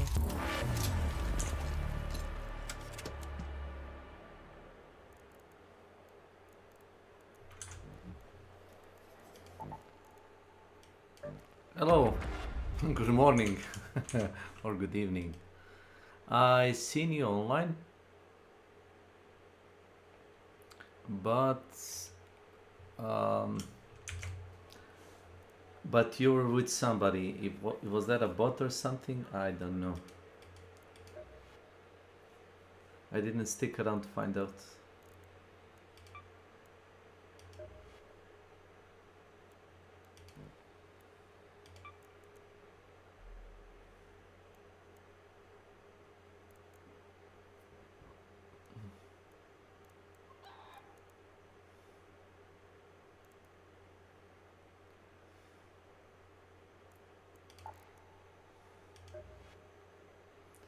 Gears. Was playing Space Marine with blank, then did Palia with Aqua. About to go to bed now. No. Just wanted to stop by and say hi.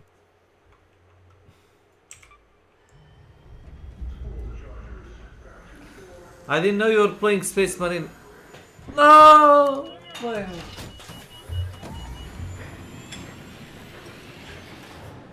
Oh.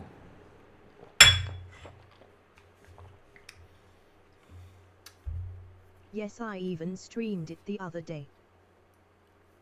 Sorry, I was, you know, perpetually working. If that makes any sense. I thought you knew. I even asked you about it. We talked about it.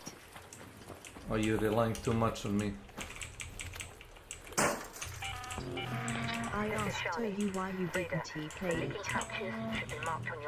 Because I was working. So patch one up before it breaks down all the way.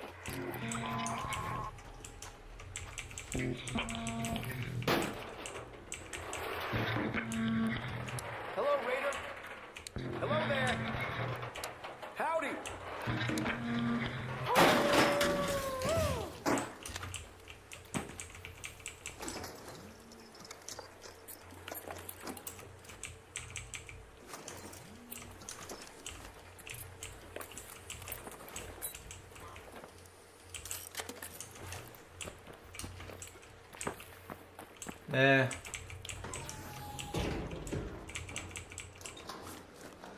No, I asked you why you didn't pick Space Marine up at some point, and you said it was underwhelming. Well, if you ever want to play it, you are welcome to join. For now, I go to bed. Good night and have a good day. Yeah, well, thanks. Thanks for stopping by.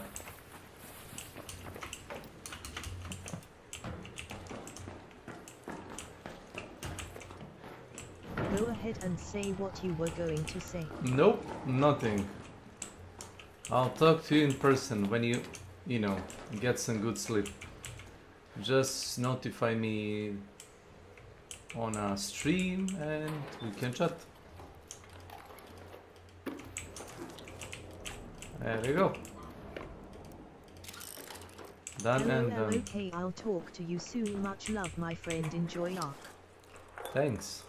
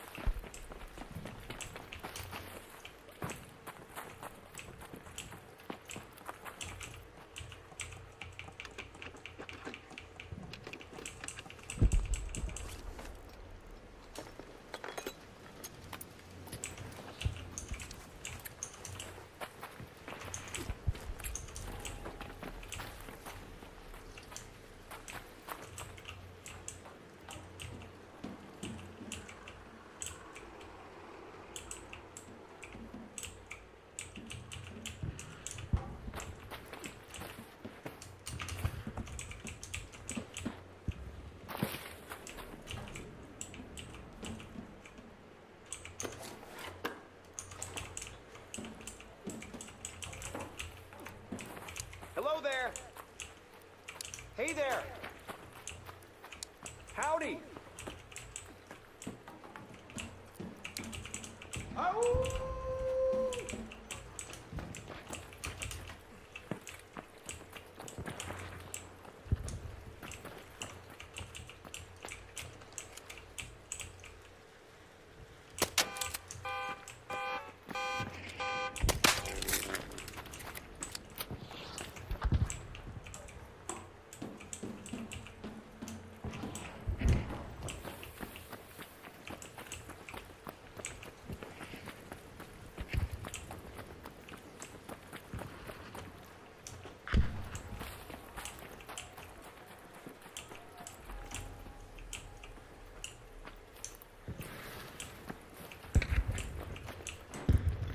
Hey, Raider! Howdy! Hello, hello. Hey, Raider! Good luck, Latin.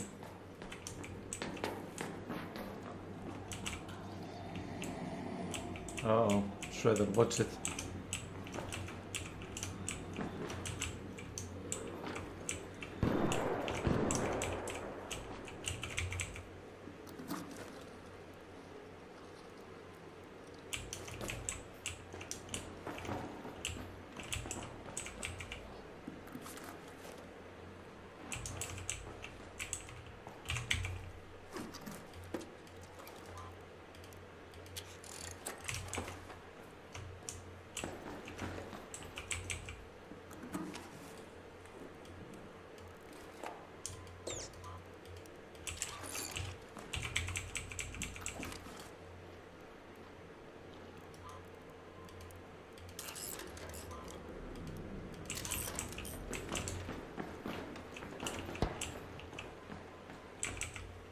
There is a working PC if anybody is doing a trial right here. First floor, not the ground level, first floor.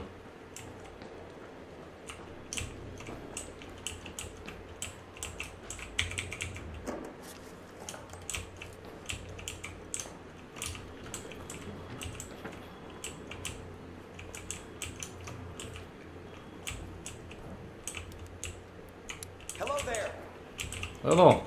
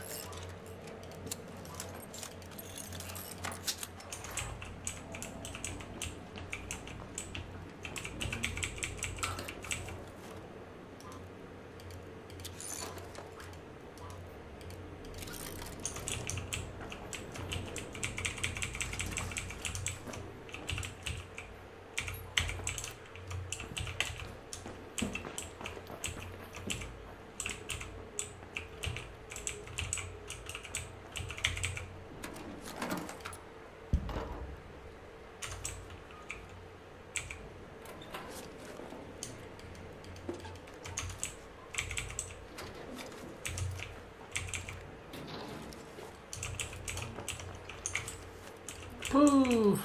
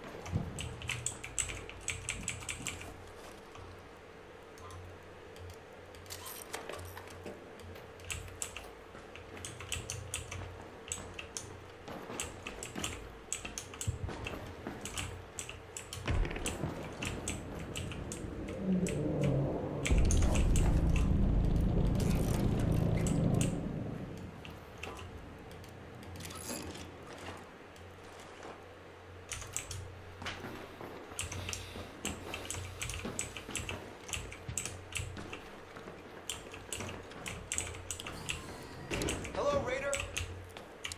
Howdy.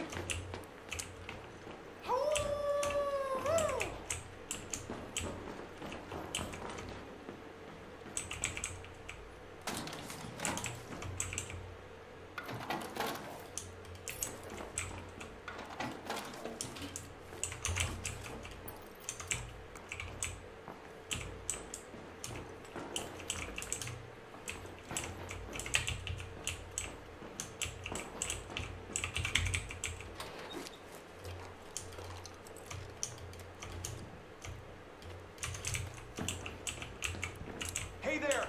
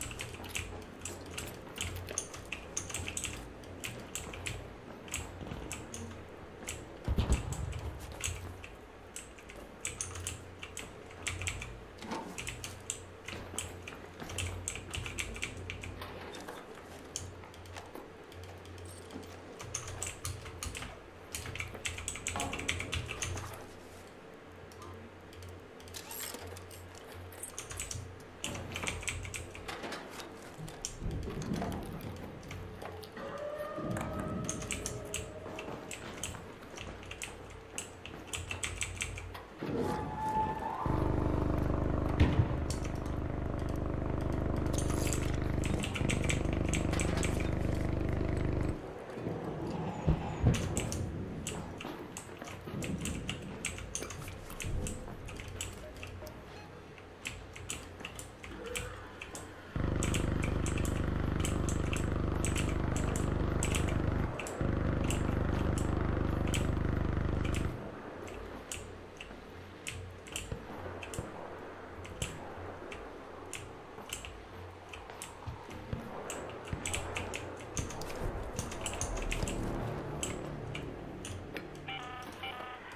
arc orbiter is en route. The safe window is closing. 10 minutes to get out of there. I repeat, 10 minutes.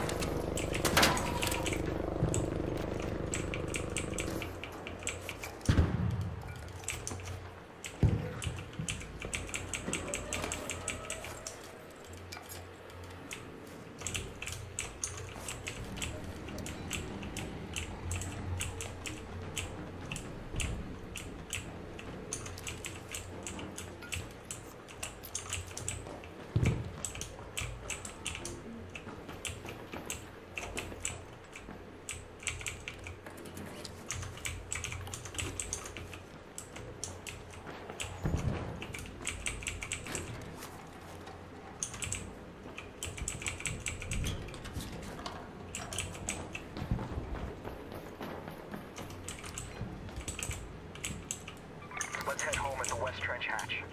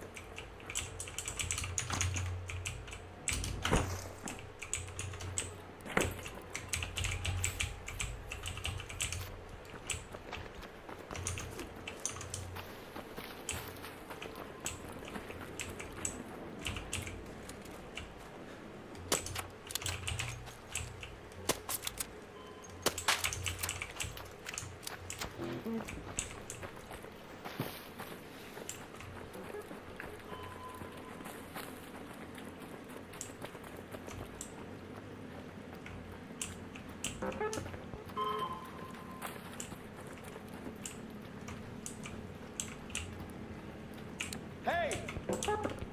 Hello?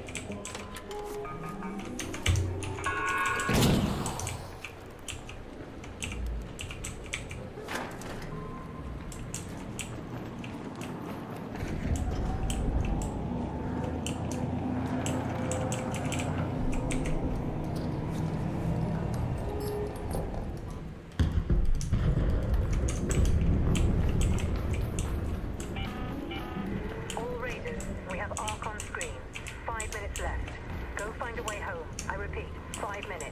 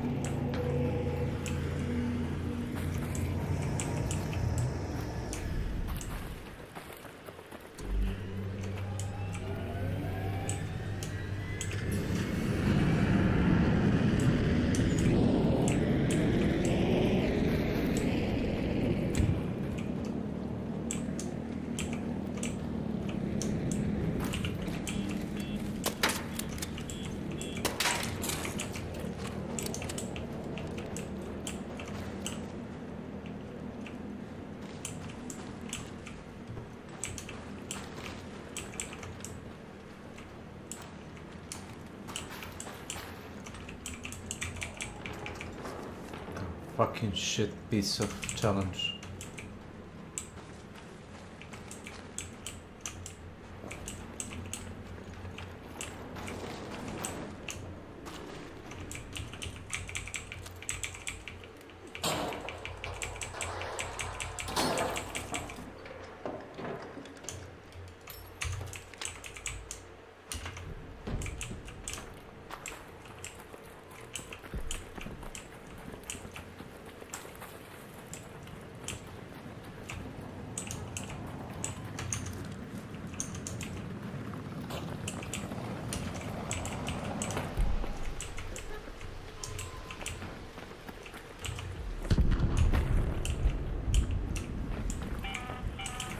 Last warning. 2 minutes left. Head back immediately. The window is closing.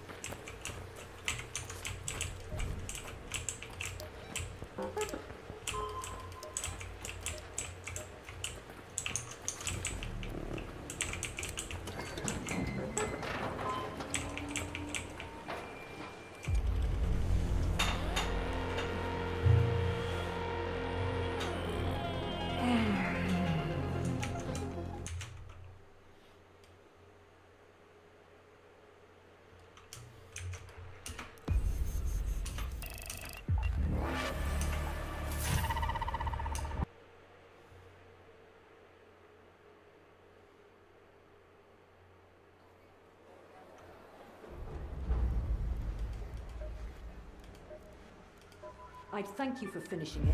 Thanks. That should. Raiders have long reported peculiar-looking crates dropping down from malfunctioning arc probes.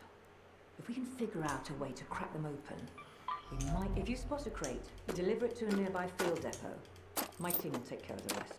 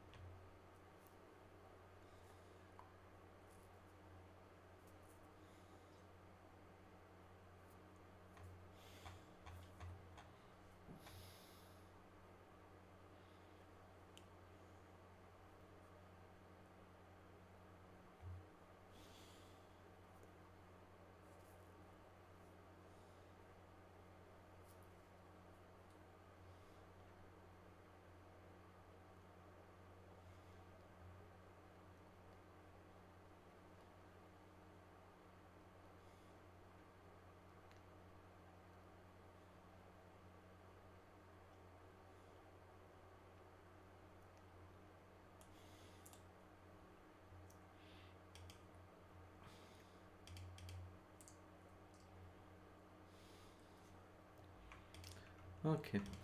Sure, buddy. Buddy boy.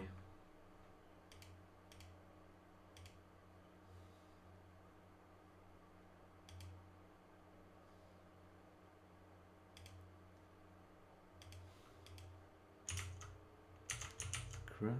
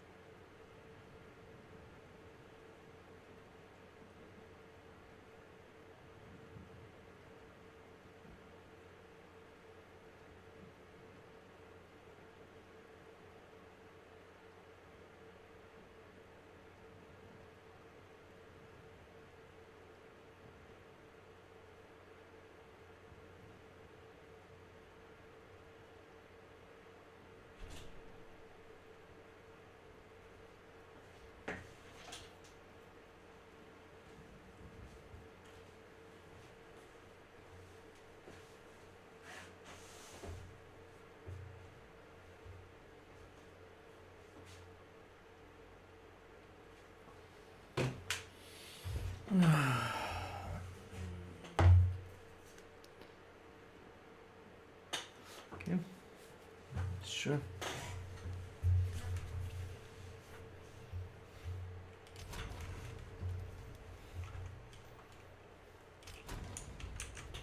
Without papal blessing, he nevertheless raised his army. But he chose a heretical approach. His army would be composed of children. He believed the innocence of youth would shield them with God's power, that no Saracen blade could harm them. The Pope dispatched Templars to halt the bishop's blasphemous march, but they arrived too late. By the time they reached Alcali, the army of children was massacred. Their blood became the catalyst that opened a rift into the box. The Templars entered the cursed prison and closed the breach, but centuries of confinement eroded their faith and reason. Dying at the hands of Saracens, each other, and the box's denizens, they ultimately surrendered their wills to the firstborn. 500 years after sealing the rift, Brother William began to doubt himself, doubt the order that had cast them into this unholy place, doubt the sanctity of their mission, doubt God himself. His doubts enraged his brethren. They subjected him to excruciating tortures, branding him a heretic and blasphemer. But William had merely lost his mind, as had they all. Only he had the courage to speak his madness aloud. For centuries, he lay motionless, locked in chains, ruminating on the firstborn and his prison. He is utterly insane, yet somehow more lucid than the others. In a way, he is already free, though still imprisoned. His companions have perished, and he remains alone in the catacombs of the fortress. The Crusaders, discovering their own immortality within the box, embraced their new lord by mutilating themselves, nailing their armor directly into their flesh, replacing limbs with instruments of carnage. The prisoner directs Jericho toward the gate to the next temporal layer, guarded by Bishop St. Clair and the souls of the dead children. William himself refuses to go with them. To him, every prison wall conceals only more prisons without end. Descending into the crypt beneath the fortress, Jericho is assaulted by the spirits of the slaughtered child crusaders, eternally bound to their commander, Bishop St. Clair. After fending off wave after wave of vengeful specters, they reach the heart of the crypt. There, St. Clair has been repenting his sins for 8 centuries, transformed, like all others, into something monstrous and unrecognizable. It remains unclear whether the bishop truly believed that God would shield his army and open the gates of paradise for them, or whether he knowingly deceived Pope to spill innocent blood and open the rift. Either way, that day thousands of children died a hideous death, their blood luring the firstborn into the world and condemning St. Clair to eternal darkness. When he heard the cries beneath the chapel floor, St. Clair believed it a miracle, that God, in his mercy, had resurrected the children. He fled to the crypt to welcome his young warriors with open arms. His screams echoed for days. The Templars sealed the crypt, leaving him to his fate. Like all others, he returned from death, changed and terribly powerful. He believed God had granted him a purifying trial to free the children's souls from the devil's grasp. For centuries, he exorcised the child demons, wave after wave, his unshakable faith sustaining his immortality. He never once considered that he had already become immortal, just not in the way he imagined. Jericho battles the bishop in a grueling confrontation, slowly breaking his defenses. At last, the spirits he could no longer control turned on the madman who had condemned them, tearing him apart. The bishop's death opens the rift to the next layer of the box. Jericho emerges into the twilight of the Roman Empire under the reign of Caligula. Before their eyes spreads a field of crucifixions, corpses hanging in grotesque rows. Around them wander warped centurions, serving the depraved governor Cassius Vicus, who had transformed Alcali into a kingdom of debauchery, perversion, and cannibalism. It was Vicus who opened the rift during the Age of Rome. Upon one of the countless crosses suffers Tertius Longinus, a praetorian nailed there for 2 millennia. He is the last of 7 Roman warriors who once swore to defend the world against the firstborn. Longinus directs Jericho toward their next objective, the death of Cassius Vicus, which alone will open the path into the heart of the box, the original abyss, prison of the firstborn. Jericho advances through bathhouses piled with corpses and crawling with twisted centurions. There, they confront a colossal gladiator, once the shining star of the Colosseum, nearly impervious to pain, but with the mind of a child, he is nothing more than a towering husk of muscle. Jericho slays the brute and finally comes face to face with Cassius Vicus himself, grotesquely swollen after 2,000 years of devouring human flesh. The deranged proconsul casts them into the arena of his local Colosseum, where Jericho must fight like gladiators of old in a blood-soaked spectacle. They prevail in the arena and track down Vicus once more. Cassius was infamous even in Rome. A lover of orgies and debauchery, he reveled in every vice. One day, however, he went too far. Caught in the act of cannibalism, he was condemned to death. Yet thanks to his friendship with Emperor Tiberius, who secretly attended his bacchanalian feasts, Vicus was spared. Instead, he was appointed governor of a remote province. At first enraged by the exile, he soon realized the advantages of ruling far from Rome's eyes. He unleashed his darkest instincts, turning from ruler to predator. His cruelty earned him respect through fear among his neighbors. Cassius began to see himself as omnipotent, eventually declaring himself a god. He dreamed of voices, the call of some nameless deity. At his command, Cassandra, a clairvoyant slave, forged a bond with this being. Vicus believed it to be Jupiter himself.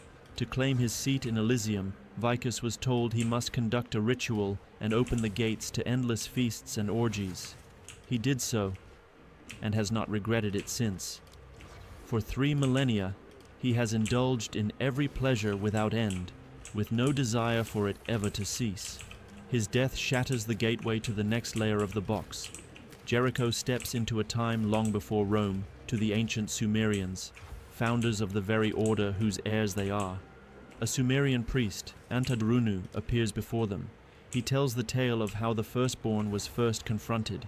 Millennia ago, he and 6 others were the first to enter the newborn box to oppose the Creator's failed work. Among them was the high priestess Ereshkigal, who became corrupted through dreams sent by the firstborn. The creature taught her blood rituals, through which she opened the very first rift. Ereshkigal led an army of 10,000 from the city of Ur to construct a temple. There, she butchered her followers to fuel the portal. 7 priests, led by Antadurunu, infiltrated her ranks and followed her into the box. But Ereshkigal, wielding the firstborn's power, enslaved the order. She twisted them into demonic guardians. Only Antadurunu resisted, managing to seal the rift. Enslaved within the box, he sent telepathic visions to his disciples in the real world, commanding them to remain vigilant and prepare for the return of Ereshkigal and the firstborn. For his defiance, Antadurunu was torn apart by the corrupted priests of his order. To resurrect him, Jericho must destroy every one of these fallen guardians. They succeed, and Antadurunu rises to meet them at the threshold of the central rift, the original abyss. Now only one step remains. The entire squad must sacrifice themselves, sealing the rift with their own lives, to enter a dreamless slumber until the firstborn attempts its escape once more. Most of Jericho resign themselves to this fate, but not all. Delgado, the squad's powerhouse, refuses. He rejects the priest's talk of dreamless sleep. He has seen the truth. The crucified centurion nailed to a cross for 2 millennia, the crusaders mutilating themselves into monsters, the British mages trapped since World War II, none of them slept. They all went mad, their immortal torment twisting them into abominations. Delgado kills the Sumerian priest and hurls himself into the rift, determined to face the firstborn head-on. The squad follows him. In the original abyss, Jericho finally confronts the firstborn itself. The abomination rends apart members of the squad with ease. Desperately, the survivors pool their powers, weaving all their magic into one final stand. Against all odds, they manage to defeat God's rejected creation. But at the last moment, Arnold Leach reappears. He seizes the firstborn and vanishes into the darkness, leaving Jericho scrambling to escape the collapsing box. Their fate is uncertain. No one knows if they escaped or if they too were claimed by the Abyss. And the greatest mystery remains. Was the Firstborn truly destroyed, or did Leech spirit it away to recover in some hidden place, waiting once again to claw its way into our world? The game has plenty of weaknesses, but one of its undeniable strengths is the sheer amount of work poured into its backstory. Its characters are written with remarkable attention to detail, and that applies not only to the protagonists and major antagonists, but even to the ordinary slabs of hostile meat you are expected to mow down by the dozen. Some of these disposable mobs have more elaborate backstories than the main characters of half the modern blockbusters on the market. Now we are going to take a close look at and properly admire every monster in Jericho, exploring the history of them all, from the talentless, wretched cultists and crusaders all the way to Cassus Vicus, a man with a particular fondness for human flesh stew. I will be covering the monsters in reverse chronological order because the pocket dimension in which the game takes place, the box, also known as the Pyxis, is built according to a fairly simple principle. At its center lies the primordial abyss, home to the game's main antagonist, the Firstborn. The abyss is the oldest part of this dimension, having existed since before the birth of humanity. Everything surrounding it consists of historical layers that were absorbed into the box at later points in time. Accordingly, the farther a layer lies from the center of the abyss, the more recently it appeared, and the more recent the monsters inhabiting it are as well. That means we will begin with the most ancient evil of all, the Firstborn. From there, we will move on to the horrors of ancient Mesopotamia, followed by the declining years of the Roman Empire, complete with its governors, gladiators, and legionaries. Then we will hang out with the Crusaders, before raising some absolute fucking hell alongside the mutilated soldiers of the Wehrmacht during the Second World War. Finally, we will reach the abominations of the modern era. The Firstborn. The main driving force behind the game's plot is the Firstborn. According to Gnostic and apocryphal texts, before Adam and Eve there was the Firstborn, God's first attempt to create a human being in his own image and likeness. It was neither male nor female, neither light nor dark, and was both beautiful and terrible to behold. Troubled by the power of his creation, God chose not to complete it, and cast the unloved, accursed being into the abyss. He then began the creation of humanity again from a clean slate, dividing it into two sexes, and granting it intelligence, reason, and emotion. He gave humanity love, and a soul. But upon the earth, at the place where the Firstborn first touched it, a stain of corruption remained, so powerful that even God himself could not prevent his creation from attempting to return to the world of the living and claim its right to exist. In the distant eastern desert of Al-Khali, close to the cradle of civilization, the earth groans in agony. Century after century, the presence of the Firstborn has corrupted this land, tearing apart the fabric of reality. Meanwhile, humanity spread across the world. The prophecy states that the Firstborn will attempt to return to our world several times. It will spread disease, corruption, and perversion across the earth, until 7 mystics sacrifice themselves to drive it back into the abyss. Once every few centuries, the Firstborn gathers enough strength to attempt another escape from its prison into our world. Reaching through the veil, it contacts people gifted with psychic abilities, and there are thousands of them in our world. Inevitably, one of them falls for the divine creature's honeyed words and opens a portal through which the Firstborn hopes to return to Earth and unleash a total apocalypse. But time and again, it is opposed by mystic warriors from different periods of history: Sumerian priests, Roman legionaries, Templars, soldiers of the Second World War, and the modern operatives of the Jericho Squad. By sacrificing themselves, they close the breach from within, sealing themselves inside the pocket dimension forever. The Firstborn then falls silent for centuries, slowly gathering strength for its next attempt to return. The Firstborn's dark magic is precisely what causes every creature trapped inside the box to gradually lose its mind and mutilate its own body. Because of this magic, it is effectively impossible to die within the box. When someone is killed, flies carry the body away, after which the dead return in a new and nightmarish form, completely enslaved to the Firstborn. It is because of the Firstborn that the box has become a horrific, grotesque realm of blood, violence, and madness. And our own world could suffer the same fate if the Firstborn ever succeeds in escaping from its prison. Now let's head into the age of ancient Mesopotamia. Antadurunu was the founder of the Sumerian order that would eventually become the precursor to Jericho. The Brotherhood was established in the city of Ur during the 3rd millennium BC. After learning of Ereshkigal's blasphemous intentions, he traveled into the desert, where the temple of Alkali was being constructed, accompanied by the priests Enlil, Inanna, Ki, Nana, Ninlil, and Utu. He intended to stop Ereshkigal and preserve the seal that prevented the Firstborn from entering the mortal world. He succeeded in accomplishing only part of what he had set out to do. Antadurunu was unable to prevent the massacre or the ritual, but he managed to enter the abyss and close the breach from within. Antadurunu remained outside Pixis Prima and began creating the seal, sacrificing his own soul in the process, while his companions entered the primordial abyss to hold back Ereshkigal, or at least buy him enough time to complete the ritual. Antadurunu's mortal body perished. Before his death, however, he sent a telepathic call to his followers in the city of Ur. He warned them of the threat hanging over humanity and commanded them to establish a brotherhood that would defend mankind from both the Firstborn and power-hungry mortals like Ereshkigal.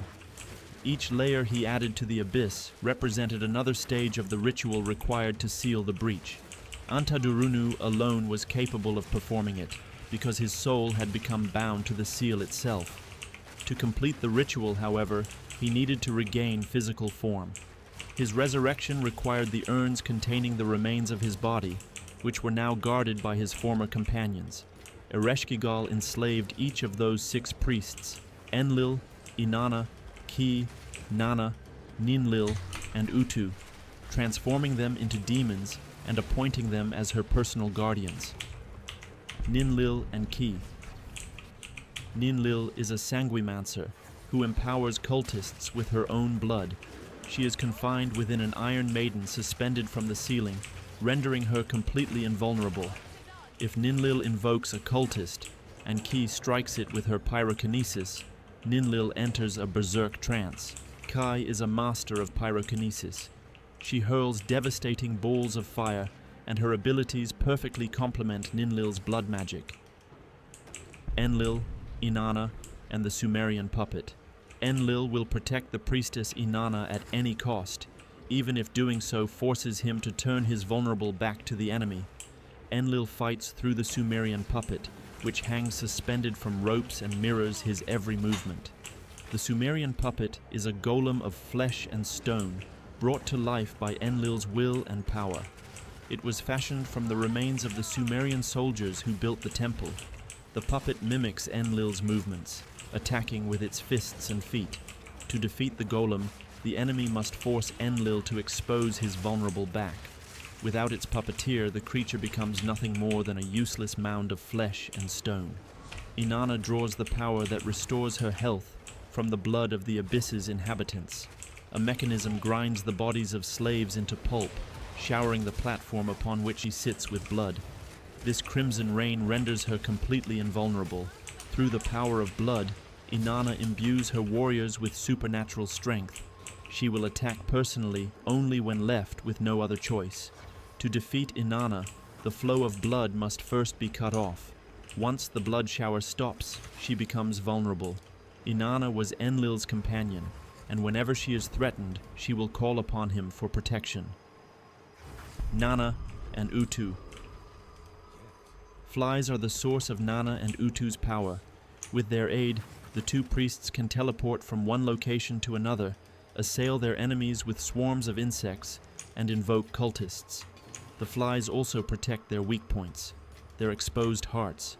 The strength of both priests depends on the number of flies inhabiting the nests suspended throughout the chamber. If those nests are destroyed, Nana and Utu gradually lose their power and are eventually forced to call away the flies guarding their hearts. That is the moment to strike. Now let us move on to the opening days of the Roman Empire's decline. The tribune Cassius Vicus was notorious throughout Rome. A devotee of orgies and extravagant festivities, he eagerly indulged in every conceivable sin, excess, and perversion. But eventually, even Vicus went too far. He was caught devouring human flesh and sentenced to death. Yet thanks to an enormous bribe and his personal friendship with the former Emperor Tiberius, who had secretly attended his bacchanals, Vicus was absolved. Instead, he was appointed governor of Alcali, a small and remote province on the very edge of the Roman Empire. At first, Vicus was furious and deeply insulted by the appointment. Before long, however, he discovered the advantages of ruling a land so far removed from Rome and its laws. He gave free rein to his basest instincts, becoming less a governor than a common criminal. His cruelty earned him the fearful respect of the neighboring peoples, who avoided any encounter with him whenever possible. Cassius began to consider himself all-powerful, and gradually came to believe that he was a living god. Then he began to dream of a mysterious deity calling out to him. At his command, Cassandra, a clairvoyant slave, established contact with the entity, which Cassius believed to be Jupiter. She returned from her psychic journey with instructions for a ritual that would open the gates to a paradise of endless feasts and orgies. If Cassius wished to take his rightful place in Elysium, he would have to perform the ritual. And when he finally succeeded, Cassius was not disappointed. For the past 3,000 years, he has savored every moment of his new existence, and he has no intention of allowing the festivities to end. Cassius may appear to be a weak opponent, but he possesses a secret weapon, his own entrails. He tears open his belly and drenches his enemies in a toxic, foul-smelling torrent of blood and excrement. As though that were not enough, he is protected by a gigantic gladiator armed with a flail. Cassius must be attacked. At the moment, he tears open his stomach, preferably with a grenade. While one member of the squad focuses on Vicus, another must distract the gladiator, while staying clear of the crushing swings of its flail. Gladiator. This giant was once the greatest star of the Colosseum. He is almost completely impervious to pain, while possessing the mental capacity of a 3-year-old child, a mindless mountain of muscle. Wow. The gladiator is armed with a flail, an enormous metal ball